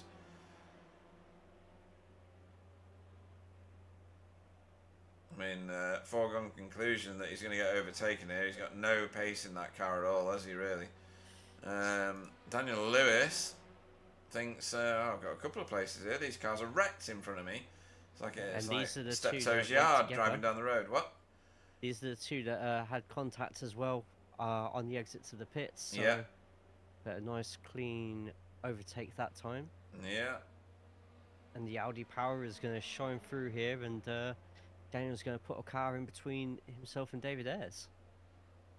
I think Daniel might end up with more pace than Freddie if Freddie's got a lot of damage. Look how fast he's catching him. I think Daniel might end up with another place at the end of this and have a great finish. But this is where all the action's at the moment. A bit further ahead with the other Blade Designs SRL car of Deck Crowther. He is going to get himself a 5th place finish if he stays where he is. Chasing Kasper Smirnov with Dietmar right on his 6. I thought Dietmar might move up a little bit.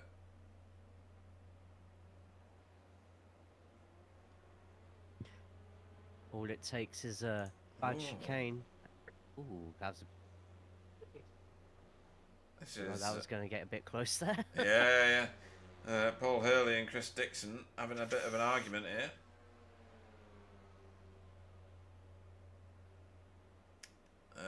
Demis has not pitted a 3rd time, he's pitted twice.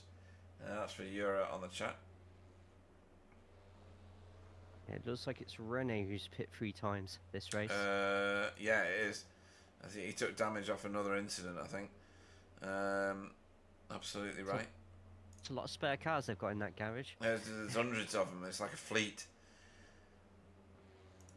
Jamie Wilson is not going to want to give this up. This is a podium position. He's trying, isn't he? He's Casper to get in, but he's not got him yet. He's a cool customer, Kasper Smirnov, though. We've seen him on the podium before. I thought we could be on to the final lap. Let's go on board. I need a cockpit. No, Yeah, I need no, it those. is. It's finished. Finished. What? Oh, I've done it again. And Jamie's going to get himself a podium. A podium for an Audi. Nice. A podium for Team Chimera. I would tell my kids about this thing. And they won't believe you. Team Yellow coming across the line there. David Ayres leading that one from Silas and Stefan. And then eventually Carl Hardy.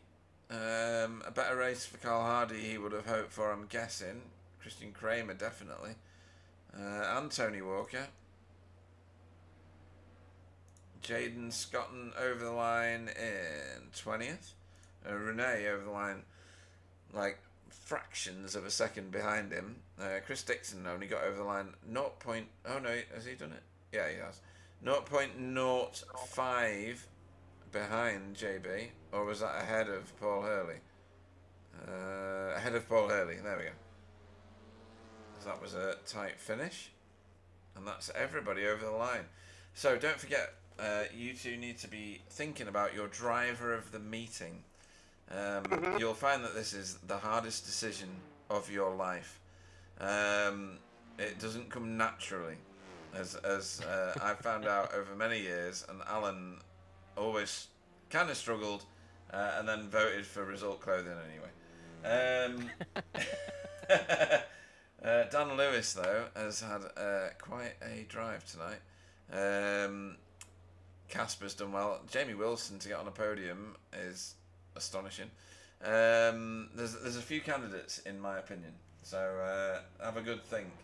Well, that was an exciting race. Great work in the booth. Really? That must be you two.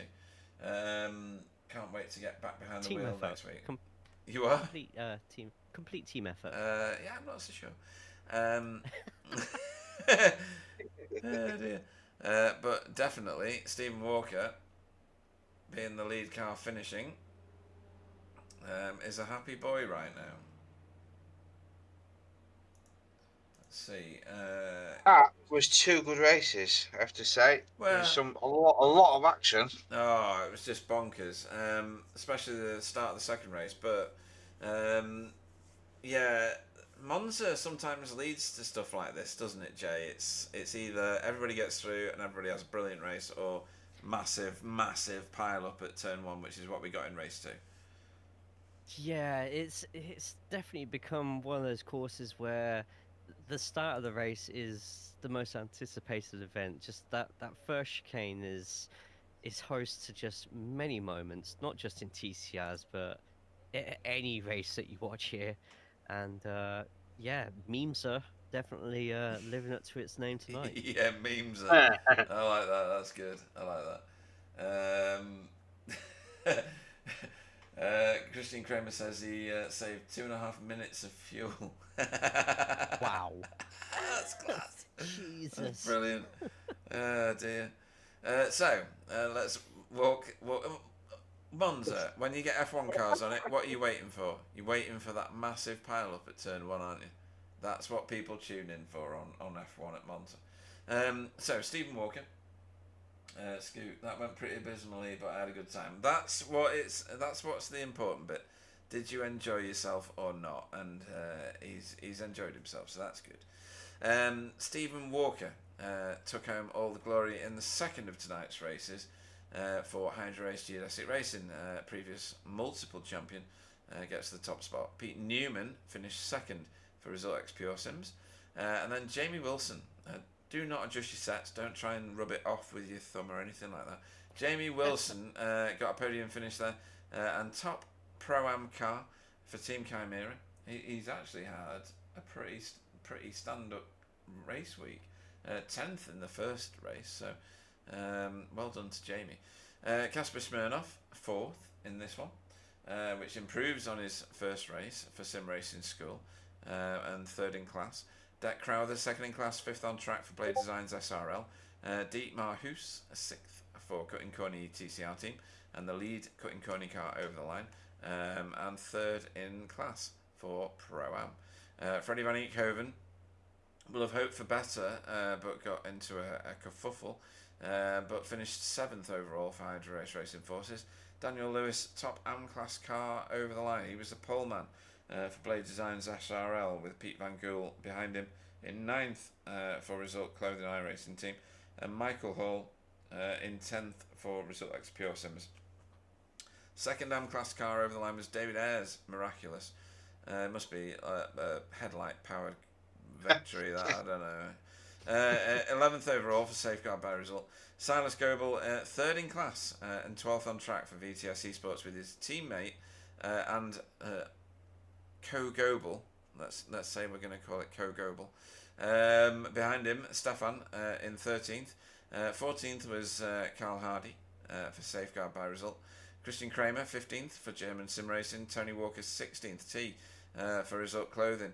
JB Dejay, 17th for BSTV. Chris Dixon, 18th for work guard by result. 14th? 19th comes after 18th, right? Paul Hurley for just an average sim racer. Jaden Scotton enjoyed himself, but regroup. You got drop weeks, and you enjoyed yourself. 20th for Flatline Racing. Rene Earhart 21st.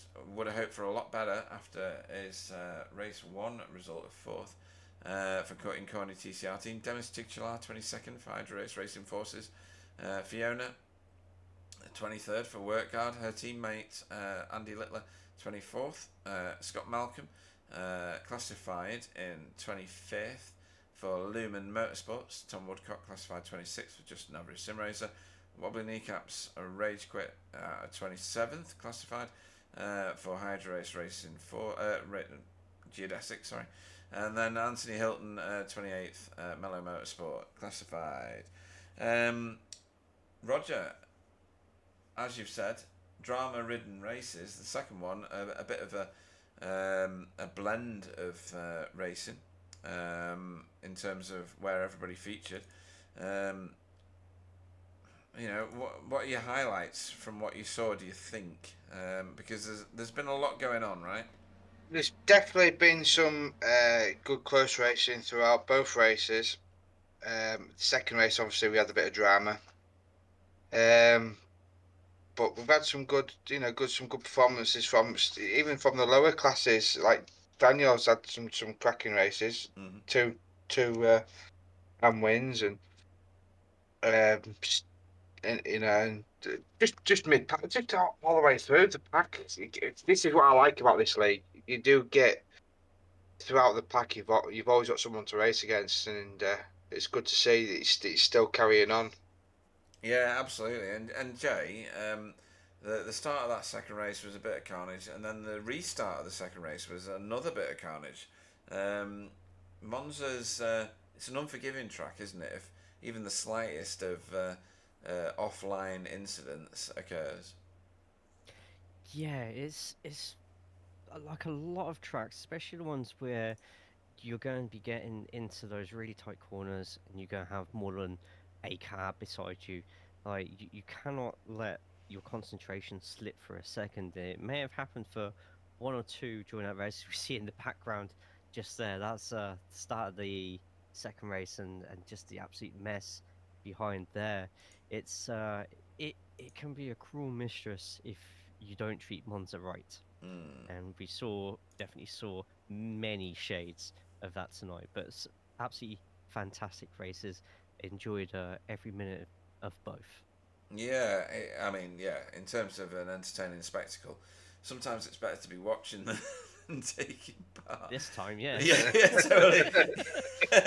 But yeah, it's the start of that second race was you'd say comedic, but Monza's been like that in the real world for many different race series, so it's not completely out of character for it. Right, Stephen Walker will be our first visitor to the live booth this evening. Hola, amigo. Hola. Hola. Right, okay. So, a much reduced pro field this season. Only 7 or 8 of you in there. I can't remember now. I'm going to have to go and have a look. I've moved some people around just this evening, funnily enough. I haven't even got... right, just a minute. Let me go and find out whether I'm talking out of my butthole. There are 8 of you in there. You have probably come out top of everybody and have started your campaign the best way possible. Second in the first race. Didn't want to overtake Wobbly, no? No, A, he was quicker than me, and B, I owed him a win after he let me take a win when I was battling for the championship with Logan.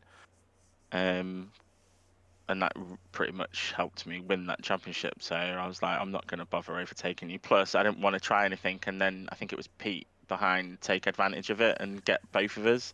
Just wasn't worth the risk. Yeah, true. That's the worst excuse I've ever heard. Actual information. Yeah, totally. And race 2, utter carnage It must have been in your left-hand window, was it? Most of it. It just kicked off. He gained a lot. He gained a lot of places out of that. He did. I went from 14th to 3rd. Yeah, good. Ridiculous, but yeah. Yeah, I just got lucky. Oh, don't be starting that. And the man with the luckiest underpants in Christendom. Yeah. I found him in the back of the Honda. That's what it is. Did you get fonder? I did. I've grown very fond of my Honda. You know, we can't take it away from you. This is how seasons are won, isn't it? By being just a little bit luckier than everybody else sometimes. And on this occasion, I'm going to give you that. I'm not going to have a go at you for the luck because I think you got some of it tonight. T didn't, did he? He had a bit of a rough ride, but he recovered it well, I have to say. He finished 16th in that second race, and he was right in the thick of the disaster at the start, I think. Yeah, I'm sure he was dead last at one point. He was, yeah. But he's done well. Hopefully he enjoyed it in the end. It's, you know, how many seasons is it? It's just 2 seasons, isn't it? You won season 18, didn't you? I won, yeah. Just think back. When were you last fondling 17, my innit? wood? When were you doing that? I was last season 18, yeah. Yeah. Because last one was 19. This is 20, isn't it? That's so right, yeah. I won 17 and 18, Yeah. and then Does that mean got you've hella unlucky last season. Yeah. Does that mean you got 2 pieces of my wood? I have a piece of your wood in my left hand and a piece of your wood in my right hand. Are you skiing? And That's so impressive. yeah, and they're chunky bits of wood to keep a hold of. So I have to make sure that they can take your eye out at any moment. So you have to put it down on the side and. Yeah, you don't want to do your wrist an injury, do you? Do you know what I mean? No, exactly. You know, No. Why I need not them sweating for. so much? Oh dear. No, it's good fun. They were good races. I'd be surprised to know I hate this track.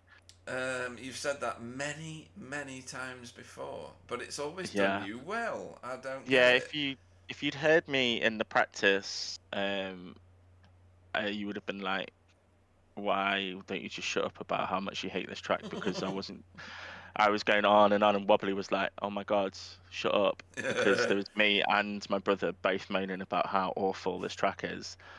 I was surprised to qualify 4th. To be honest, I was expecting to be a bit further down than that. I just couldn't find the pace in the car whatsoever. Racing is obviously different because you can take advantage in that, and because I started a bit further up than I have been doing recently, because quite frankly there were so many fast guys, you had to really be on it, and I've just not been on it, particularly in a Veloster, whereas I'm a bit more at home in the Honda. Yeah, no, everyone else was disappearing has obviously benefited me, but I'll just do what I can. It was still fun racing. Like that second race was racing, you know, different people, and it's a draft track. It keeps you in touch, and I knew I couldn't save enough fuel to not pit, but I thought if I save while I was behind, because I overtook, I think it was Frederick, wasn't it, to get in front, Freddie, and I wasn't planning on getting a slowdown. That really annoyed me. I was cursing the slowdown and how terrible the track is, but then ultimately it put me. I lost 3 places, but then I was still in the tow, I was still in the draft, so I could still save. And then the 2 Pete's pitted earlier than I thought.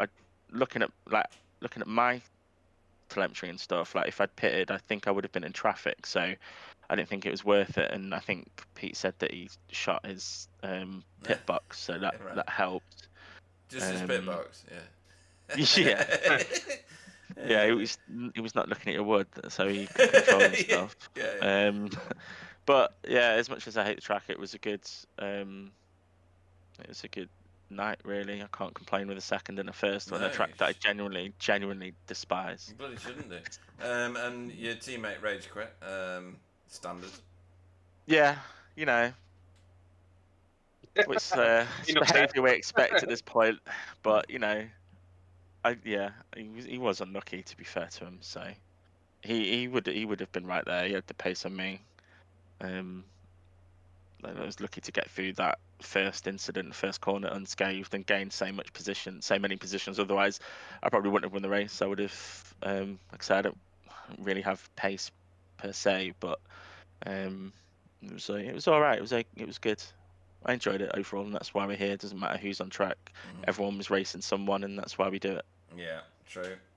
Well, you've started your campaign brilliantly.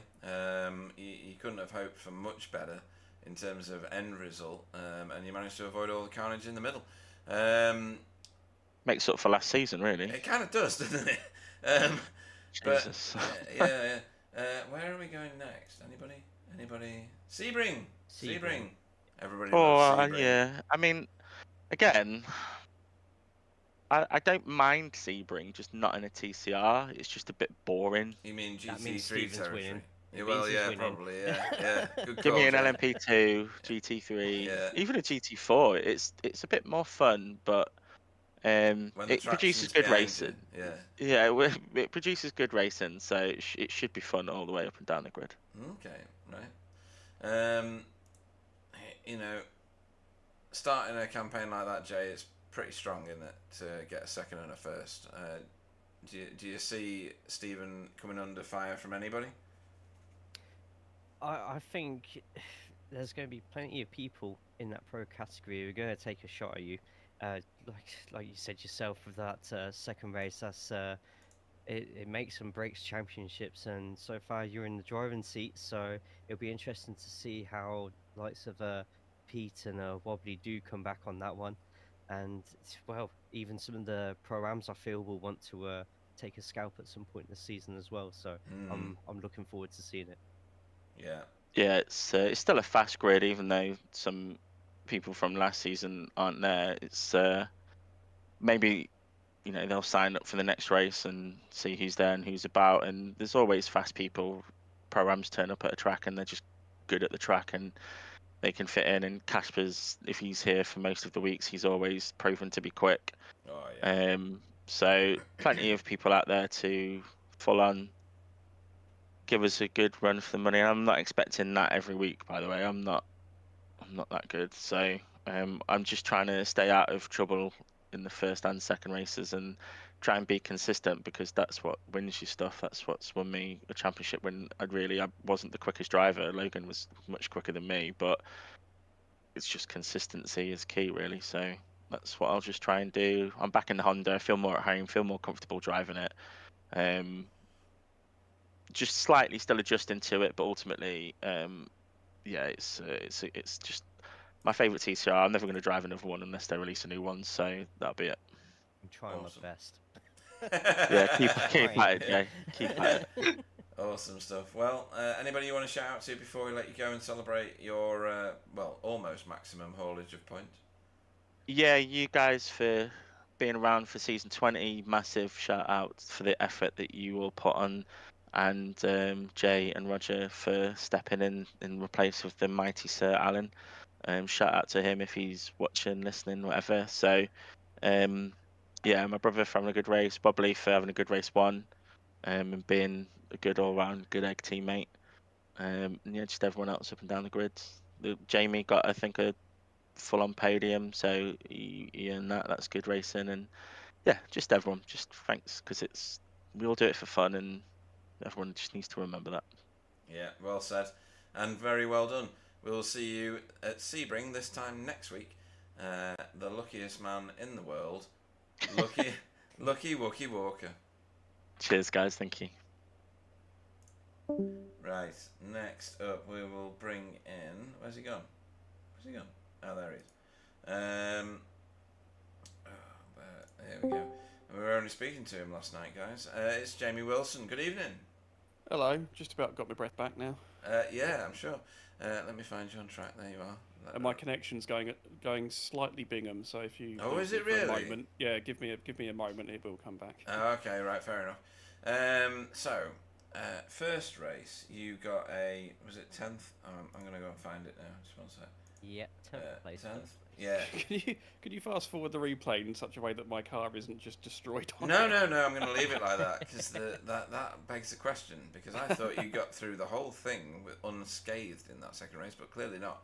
But anyway, but yeah, 10th in the first race, which I thought actually that's pretty good for Jamie at the minute. He's back in the Audi, you know. It's not been the car of choice in previous seasons for anybody, but he's braving it right now, along with a couple of others. And then, lo and behold, a podium in race 2. Yes, you're going to say a lot of people threw themselves back past you by being involved in crashes, but ultimately you've got to be there to take the podium, and you have been. But I thought you got through the whole carnage situation, but you hadn't, had you? No, so when the yellow came out, PVG was sort of in the second half of the chicane, the first chicane, and ahead of me, and that's the point the yellow came out, and then I was sort of on power coming out the corner, and it was just we were at different points in the corner, and so I just rear-ended him basically. Ah, I see. It right, wasn't. okay. It wasn't enough for like a meatball or something, but it was It enough. looks like I it should could- be. Look at yeah, the I state know. of that. I could see. You can actually see it in the side profile there, but you could see the bonnet sort of over the top of the dash. See the bonnet over Which- the top of the dash. I can see. Yeah. I can see your alternator. Yeah, so I thought this is going to be a parachute, even if it's not a meatball. Yeah. So I thought, sod it, I'll go in, see if it is a fuel savable one. I didn't think it would be, and sure enough, I saw the number and thought, nah, that's two reasons for that. One, I'm not good enough at fuel saving out of the box to do that. I might be if I had practiced it. But secondly, it's more fun not to. Yeah, true. So I just went absolutely flat out the whole time. Yeah. Well, Roger, you've had some battles along the way with Jamie on the track. Yeah, we've had some good races over at times, haven't we? Well, I've with basically everyone pretty much. Yeah. So It's only been 8 years. yeah, yeah. The old days of me, Tyler, and Wayne Sanderson in the V8s. You know, it's a Yeah. very long time ago now, but it's been like that the whole time. Jamie It's been Sanderson, I remember that. Yeah. A little tear rolled slowly down my cheek just then when I said that. But yeah, I mean, you've had ding dongs with Jamie on track over time. This is a good result, isn't it? Getting a podium, you know. Fantastic, mate. Yeah, very well done. You drove really well. Just kept out of, mostly out of trouble, obviously, other than your little scuff on your second race. But no, you stayed there. You kept your head down, and yeah, you battled through. Really well done. Thank you very much. Yeah, I mean, there were some moments in there that I almost clenched myself inside out. There was a moment, I don't know if you would have caught it, on the runs to Parabolica, where I think it was Demis Tigchela was having to serve a slowdown in front of three of us. Yeah, we And saw that. there was not space for three wide, but I just kept my foot in and made it work. Yeah. Yeah, I'll have Is I that did- is I that when think you I went did around my the footage. outside? Yeah, I think that was the Yeah. outside one, wasn't it? Yeah. Yeah. That was. Well, yeah, I overshot Parabolica in the end, and I was so nervous that I was going to get the rear end loose. So I was just trying to scoop it up on the marbles, which I just about managed to do. Yeah, that was a good move. Was that? Very well That done. was the highlight for me. I'll have to find that in my footage because it was absolute squeaky bum time. I could have like summoned a dog. How bloody squeaky bum that was.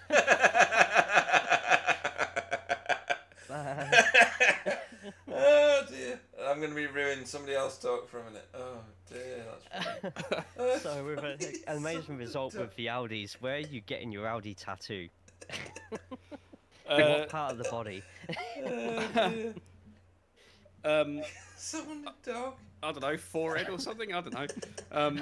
What's Four things on the forehead, beautiful. Yeah, indeed.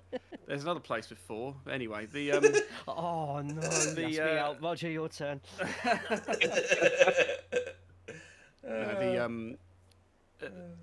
This car, to bring it back somewhat to an interview, the Audi, I wouldn't say it suits me, but the Elantra didn't suit me, and I tried for season upon season to get used to it and the Veloster before that as well, and those cars have just got a completely different braking system. Jay will know this. The Audi and the Honda are more conventional. I happened to have driven the Honda when it was otherwise crap, but and now I'm in the Audi, so obviously poor choices. But Do you think you can sustain it though? Do you think you can carry on with these results, or do you think it's just track dependent? I think there's a degree of track dependence with it around here. This is quite a fast flowing place. When it's more twisty, the problems of the Audi will manifest a bit more, I'm sure. It was quite novel to be able to come out of a corner and actually catch the car in front, because I can drive it out of the corner so much better than I could the Elantra, which isn't necessarily an Elantra problem. It was a me and the Elantra problem. Yeah. I'd always end up in a position, and then it's just how many positions I'd lose. Whereas now, I'm so much more comfortable with the car, because it just handles more conventionally, that I can push a bit harder and trust the car more than I could the Elantra. So that's where I'm going to try and make the most of that as best I can. Well, you've done remarkably well to get a podium and a 10th place. Sebring next time. I think you like that track, don't you? It's all right. It's a track. It's I don't know. Very flat. In the middle of the list, it is. Yeah. Very flat. Well, try driving an Indy car around turn 1 at brute force with your force feedback up. That's less flat. It is less flat, and I had a similar experience with Gary Craig when he'd first bought his he had Husqvarna pedals, and he had some Simucube. It was a Simucube Pro steering wheel, and he put the force feedback on to maximum and sent me off round whatever bloody track it was. Nearly snapped my bleeding wrists off. That's what happened, and he still giggles about it today. So yes, I can appreciate it. Yes. The ultimate test for that is the Nissan GTP car around Belle-Isle, because that will just turn your skeleton to dust. Yeah. Instant death.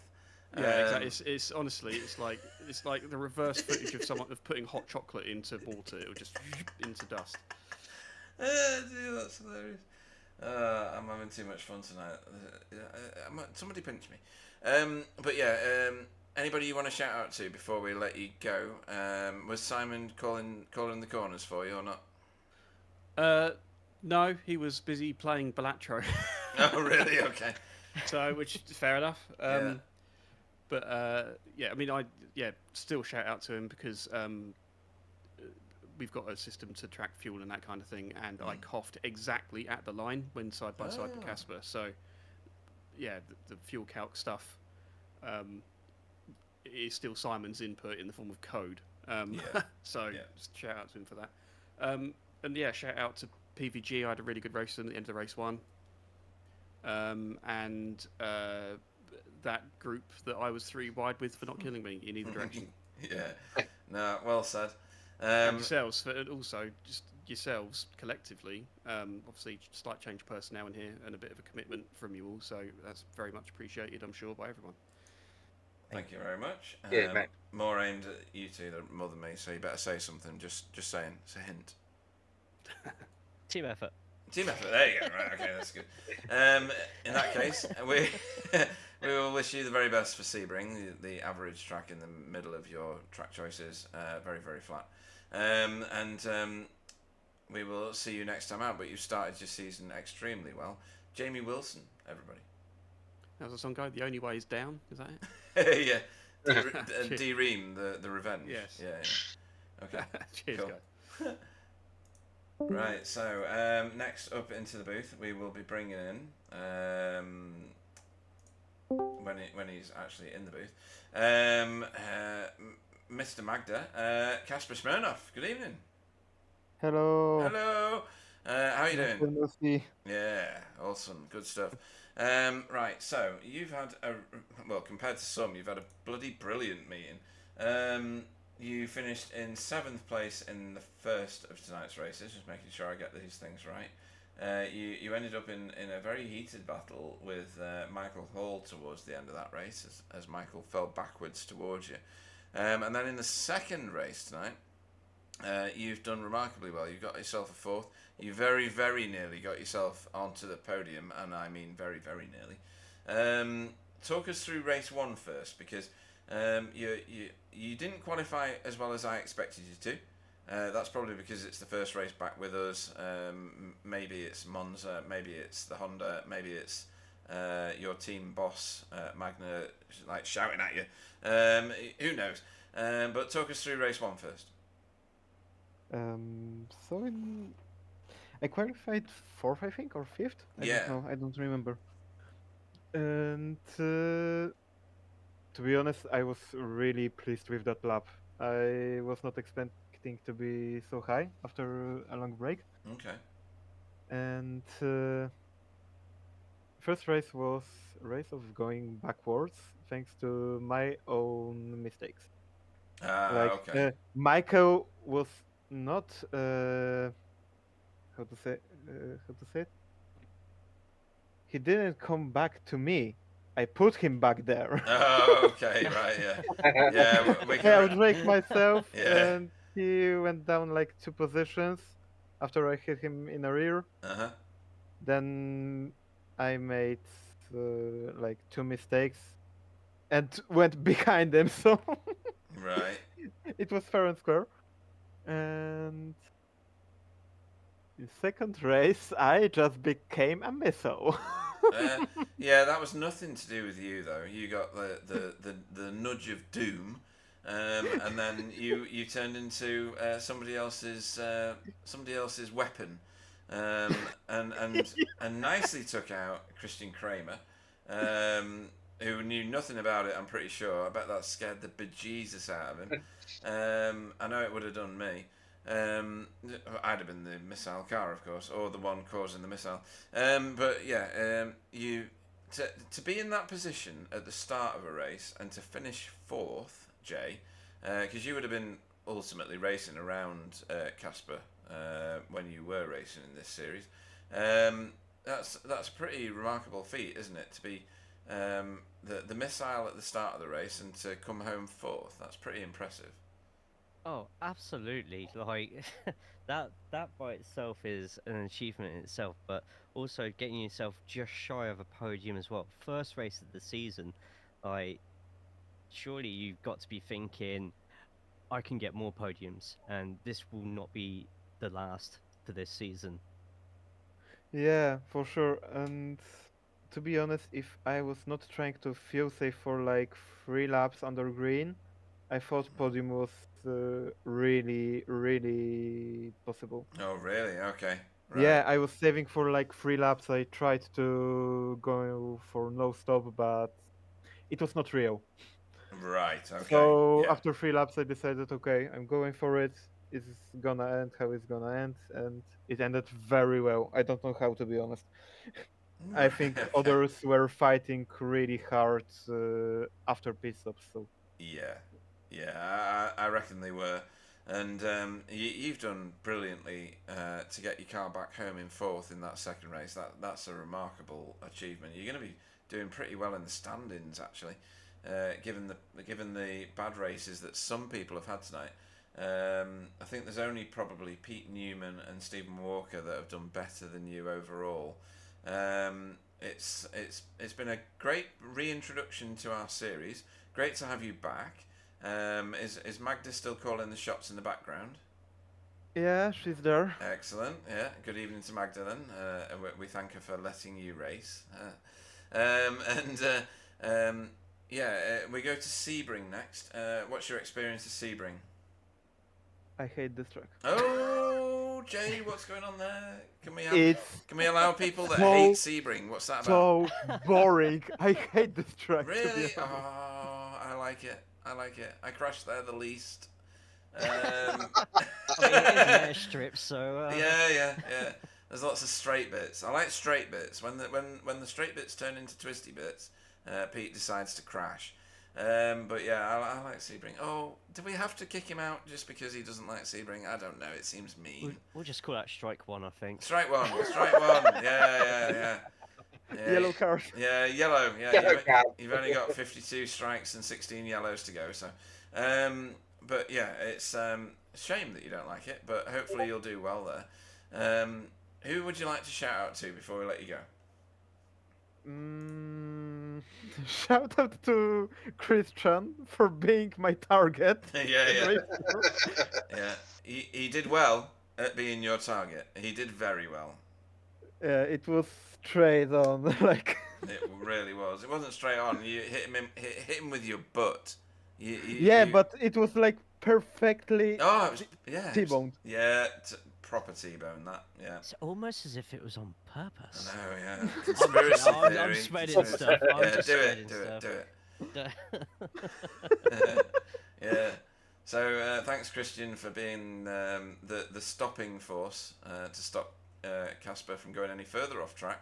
And allowing him to I'm finish gonna fourth. shout out to Rene for being my launcher. Yeah, it was Rene that gave you the little nudge. Have a little bit of this. Boink. Okay. Well, we thought it was a thoroughly thrilling race from our perspective. No end of excitement, and you were in the heart of it. So thank you for that. We'll look forward to seeing you bored and circulating with a frown on your face at Sebring. And thanks again to Magda. Kasper Smirnoff, everybody. Thank you, guys. Goodbye. Well done, mate. Always hilarious to interview Casper, and hopefully he'll come back every single time. Right, next up into the booth. There's only 3 more, and we'll get through these fairly quick. Paul Hurley, good evening. Anybody seen Paul Hurley lately? Anybody in? Hello. Oh, there he is. Hello. Oh, he's there. He's there. Oh. I was just talking to Chris and Fee. They said we should interview together, so it's just a suggestion. It's up to you guys. No. We'll give you the time that you deserve. Absolutely No problem. Hang on a minute. I've lost all my screens now because I was wondering what was going on there. So trip you over a screen here. There we go. Paul Hurley in the first race. Not the best of races. No. You got shuffled back from your start position, didn't you? Back into 25th. Had a bit of a ding-dong battle at one point with Carl Hardy and Anthony Hilton as they came through the field. And a bit with Chris Dixon before you left him a bit further behind on the track. Much better in the second of tonight's races. Up 6 positions in the end, ahead of some of the real, quite quality drivers that were sat behind you. Talk us through your 2 races. Well, first race, I had a coming together with Silas through on the second Lesmo. Yeah. And he did apologise to me afterwards. I think I could have left him a little more space, but there was an incident up ahead. Someone had gone off, and I don't know if he was making the corner, but I'll accept that apology. That's good enough for me. Mm-hmm. We was having a bit of door banging before then, anyway. Second race, that's called TCRs, though, right? Door banging. Yeah, cool, sure, definitely. And at the end of the first race, I got Chris Dixon coming down into, I think it's a Scari. Yeah. I just touched the rear wheel on the grass, and it speared me into him a little bit. So I've apologised for that, but it was still close racing. Second race. I was just going to say that I think the intention is to be driving on the grey bit, not the green bit. I only had half a wheel. It was half a wheel on the grass. That's all it was. But second race, I benefited from the crash, and I was gutted because when I did my pit stop, I just rolled slightly too far forward in my box. It cost me about 7 seconds. But yeah, me and Chris had a good. Been there, done that. Yeah. But yes, yeah, I enjoyed it. I mean, it's not one of my favourite tracks, especially for TCRs, but it's one of those where not a lot of corners, but you've got to get them right, especially the exit. Yeah. You're getting swamped. But yeah, just wanted to have just want to say I enjoyed it. It's good to be back. Another season, slightly smaller field, which I think might actually benefit the racing. And I really enjoyed it. So I had a good ding dong with Chris Dixon. I'd like to shout out to him. And yeah, also, I noticed he had a good race, but in both of them, to be fair with him. Yeah, we was having fun. And also shout out to my sister team mate driver in the AMS, Mr. Daniel Lewis. Podium in both races. I'd like to nominate him for driver of the day if that's a thing. He done exceptionally well tonight. He did. Kudos to Chris. Yeah. Kudos to him. Yeah, very good. Yeah, pops him on the screen there because he does need a shout out. He's done remarkably well. He ended up with a pole start in the second race tonight. he botched the restart, but Well, he sort of everybody he does went, that. and then he lifted off, and then he got a little bit swamped after that. But I think he thought the pace car wasn't going to go in. But anyway, he's still got 2 good results, so kudos to him. No, it's a good effort. We go to Sebring next. Have you got fond memories of the last time you were there, or is it a track that you... No, well, it's a track I'm racing this weekend in the LMP2 in 12 hours. Sebring, should be right. Well, expect a race win and victory from you next week. Then that's right, isn't it, Jay? That's how that works. Yeah, absolutely. Yeah. Okay.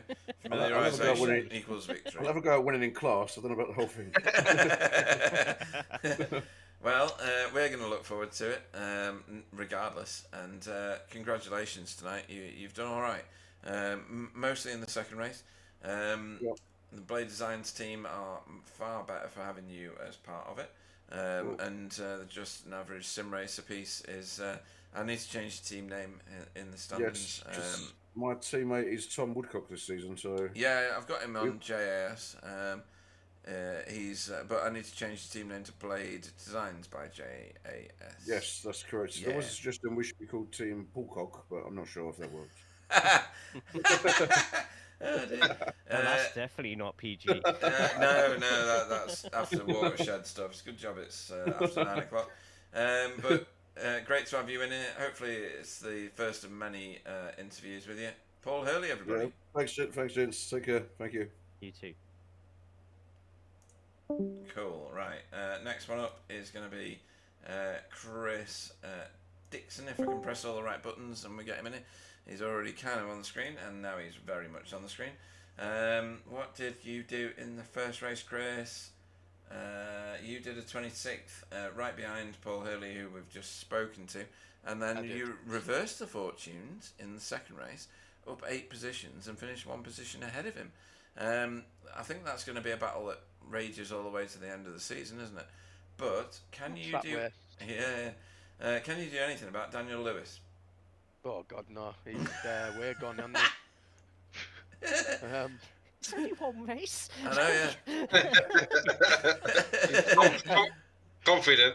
Yeah. Good to have confidence, Chris. Well done, mate. Well, next. he's well over a second ahead of us, so unless I can find some time somewhere, yeah, he's gone. I mean, I could stick on the back of the pack. Mm-hmm. Stayed with David Ayres for a bit. In the first race, he's half a second quicker than me. Well, yeah. I still think you did all right. Yeah, enjoyed it. Some good racing. Yeah, you did all right the last time you came here. I checked before. You Did had, I? you had a pretty sound mid-pack kind of performance. And tonight you were your 5th in class in the first race, and. Hang on. Daniel in the second. Silas. Either 4th or 3rd. No, David Ayres. It'll be Dan, David, Silas. David. Yeah, I just forget he exists. So yeah, you were. That'll be all the flashing. yeah. It's burnt my retinas, so I can't actually see his car at all anymore. It's just like a void on the screen. But no, I think you did all right. To be honest, there was plenty of people. That you put astern. Some big names actually when you think Renee, Jaden, Demis, Wobbly. I mean, sorry, the laughter was just a byproduct of saying his name. Tom Woodcock. Yeah, glad to be back in the series. Yeah, definitely. Obviously, we're missing Alan, but we've got 2 new ones with Jay and Roger in there at the minute. So big shoes to fill. Yeah, but I'm sure There's 2 of us to give it a go. Actually, I think he's a size 7. I'm not sure they are too big. I don't know. It's just... but anyway, but yeah, Sebring next time out, Chris. Is that a daunting prospect, or do you like the lovely flatness of Sebring? I don't mind it. It's okay. Okay, that's another one we've got to ban now, Jay. What's going on here? I can only strike so many times. I know. Okay, I know. strike 2. Strike two. Right, okay. Okay. Well, anybody you want to shout out to before we let you go, and not look forward to racing at Sebring because it's just another track, really, isn't it? Well, I didn't say I'm not looking forward to it, but yeah, it's gonna be fun. Yeah, But yeah, obviously yourselves as usual for putting the show on for us, and all the guys for turning up. It was some good clean racing tonight. Had some good fun with Paul in both races. He just nicked it in the first race, and then second race, I don't know if you saw the last lap. I was in front of him. Yeah, it was a close one. I missed my braking point going into turn one. He got me, and I was determined to get him back. And going into the last turn, come up his inside, and yeah, I got it back. So yeah, it was a good race. Both give each other room. Had some good fun. No, that's good. Yeah. That's good. Well, I'm going to leave you in here while we bring in Fee. So in her normal spot and shared with Chris. Welcome to the booth, Fee. How you doing? Yeah, I'm doing good, thank you. Yeah, did you enjoy that? That looked like it was a bag of good fun in the end. Race 1, maybe not so. Race 2, probably a lot more. You had a spectator's position for all the carnage in front of you, didn't you? Yeah, I don't know how Chris, me, and whoever else it was, Carl, I think, I don't know how we got through that. It was near enough at a standstill at one point. Yeah, everybody's stopped by then. It was it was a typically Monza-esque start to a race, I have to say. Even in the real world, I reckon there's a statistic somewhere to say there's something like 50% of races end up in carnage at turn 1 at Monza. Yeah. But you know, you're right. Yourself, well, it was like a result Red Sea, wasn't it? It kind of parted in front of you, and you squeezed through and got yourself a bag full of positions, and you kept most of them right to the end. Yeah, race 2, I enjoyed it, but I was saying in the interview waiting room through Ascari, I was really struggling. The back end was snapping out, and I was having to power it, straighten the car up, and losing a lot of time. Yeah. You never noticed. Rest of the track was all right. Jay, was it Fee's car we saw doing WRC out of Ascari? Yeah. And it was spectacular. We loved every second of it. Yeah. You certainly got that dirt racing line sorted out good and proper for Ascari, because we appreciated that a lot. Oh well. It was good fun, but it wasn't very good for the lap time. Well, no, lap times. Who needs those? Cost me six pies for the setup off Carl, and it was a bit loose for my liking. I want 3 pies back. Yeah. And we go to Sebring for the next race. So, are you hoping for better fortunes then? Do you think you've got your eye in at Monza, and a class podium is on the cards? I don't know about class podium, but it'll go better than what he did.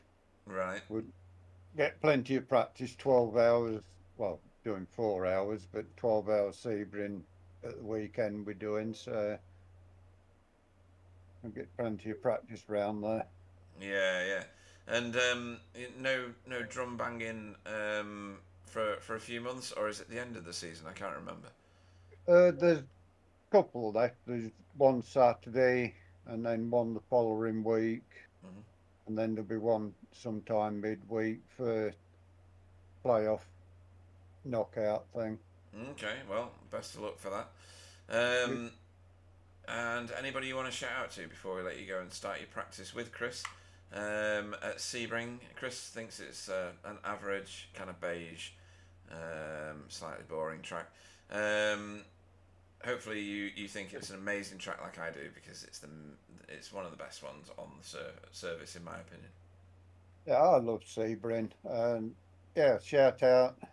special shout out to Jay and Roger for took 2 of them to fill 1 pair of shoes.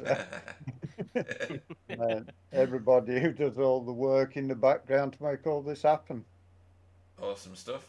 Well, in reverse order, we will thank Fee for an entertaining night's racing, and we'll see you next time. Thank you, Fee. Yeah, good night, everybody.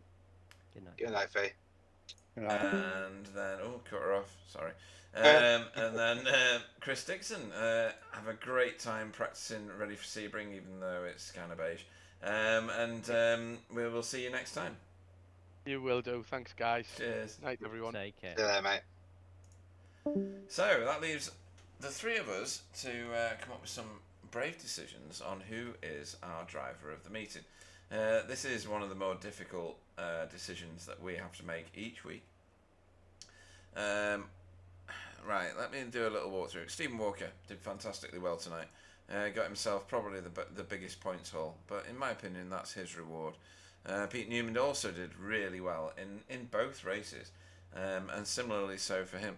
Jamie Wilson, that's a standout performance for me. I don't know what you two think about that. Getting a podium in this series, regardless of the field. When I say field size, we've still got 28 drivers in this. It's more than the officials, so Exactly, yeah. This is a big field, and more to come. size. Yeah. Like I said earlier, there's still a lot of quality drivers as well. It's not just because it's a bit smaller grid. It's still a lot of fast drivers. Yeah. Absolutely. Definitely. Absolutely. Too right. Fantastic. And then you got Casper, first race back, gets himself nearly on a podium. His first race could have been a bit more polished, I guess, and by his own admission. Deck Crowther's done very well, getting himself a fifth in race 2. Freddie Van Eekhoven was at the front of the field for a while, but then it kind of faded away after his pit stop and he got a bit of an incident along the way. Daniel Lewis, I mean, that's a strong performance. Double class victory. Even the pro guys and the pro-am guys can't claim that. That's a standout performance for me. And then looking a bit further back, everybody had a bit of trouble after that. I think my vote is going to go Jamie Wilson's way, purely for the fact that getting a podium in here, like an overall podium, that's something to celebrate. And if he can get that Audi hooked up at Sebring, another track with big long straights, I think he'll do really well. But on this occasion, my vote is going Jamie Wilson's way. Let's see. I'm going to go Roger next. Who's stood out for you tonight? Whether it doesn't have to be performance-wise, it can be sportsmanship-wise, it can be anything like that. Whatever ticked your boxes, pressed your buttons. Where do you see you spending your one very, very valuable vote? So I wrote 3 names down. Oh, 3. So Jamie was one of them. Did a really good job tonight. Also Michael in second race, he dropped right down to the back after that first start incident, and he worked his way back up to 10th. Yep. But I don't want to give it to a result. It's a result driver in a way, so I don't want to give it to a result driver. So I'm going to put my vote to Dan Lewis. Okay. I was going to say, whenever Alan struggled, it always went to a result driver, so don't feel bad about that. So Dan Lewis gets your vote. Sorry, yep, go on. Yeah. Cool. Yeah, he did a really good job. Yeah, both races, he aced the arms, and he started off on pole. It's not easy starting off pole when you're a lower class driver. I've been there before many a times. So he did well, and to still be within a chance to, he won't foul off. You know what I mean? He won't mega miles behind. What did he finish? 8th. Yes, yeah, good for me. Yeah, got solid. Got my vote. Well voted. And then Jay, who stood out for you tonight? Well, the 2 that you've both already chosen were part of my list of 3. But just to be awkward and keep it a 3-way tie at the top, I'm actually going to go with Casper actually, because it was in a league where we've got a few less pros this season. You're going to see those who are going to take this opportunity to just grab that center spotlight, and I feel his performances were really good, really consistent. Very unlucky to get out to finish just outside the overall podiums, but did get the 3rd place in pros. and I think this he could be if he keeps picking up these sorts of positions, he could possibly even finish get a top 5 overall in the championship by the end of the season. But it's all in his hands. He's set his groundwork down, and it hasn't gone unnoticed by us lot in here. No, very well said from both of you, and very well spent points on those driver of the meeting votes. Really, the headline goes to Stephen Walker tonight in pursuit of getting his hands on a third piece of my wood. I mean, he's already greedy with 2, right? He's starving the nation of their opportunity to hold my wood.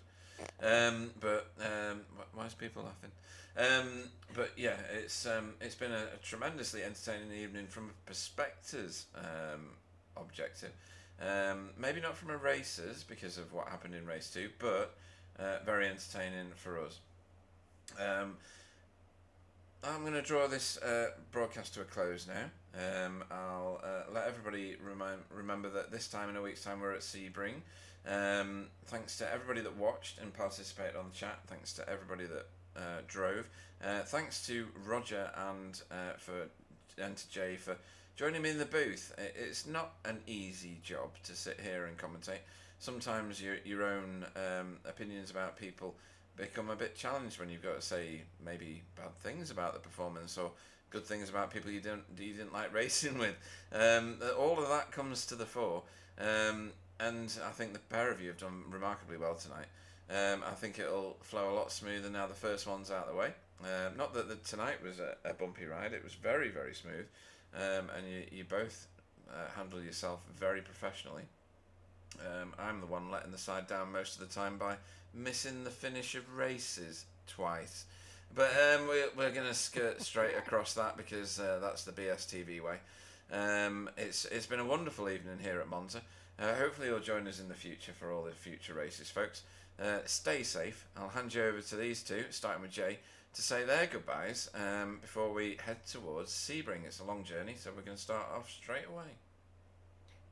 Thank you to everyone who's been watching tonight. I've been watching that YouTube chat, and there's many of you asking so many questions about this league in terms of what setups, if you can still join up, and just keep watching. Any more questions, feel free to go to the Discord and ask away, and hopefully we'll be commentating you, and maybe it'll be yourself getting drivers of the day, or maybe even a bit of Pete's wood. Yeah. Well, I'd just like to thank Pete for giving me this opportunity to do this. I hope I've put on a good enough performance for you guys to keep coming and watching. Thank you. Brilliant racing from all you lot. And all the accidents were definitely Car Hardy's fault. So don't feel sorry for it was all Carl's. Too many pies, apparently. So good night, all. Right, and in the spirit of Salon, big chord.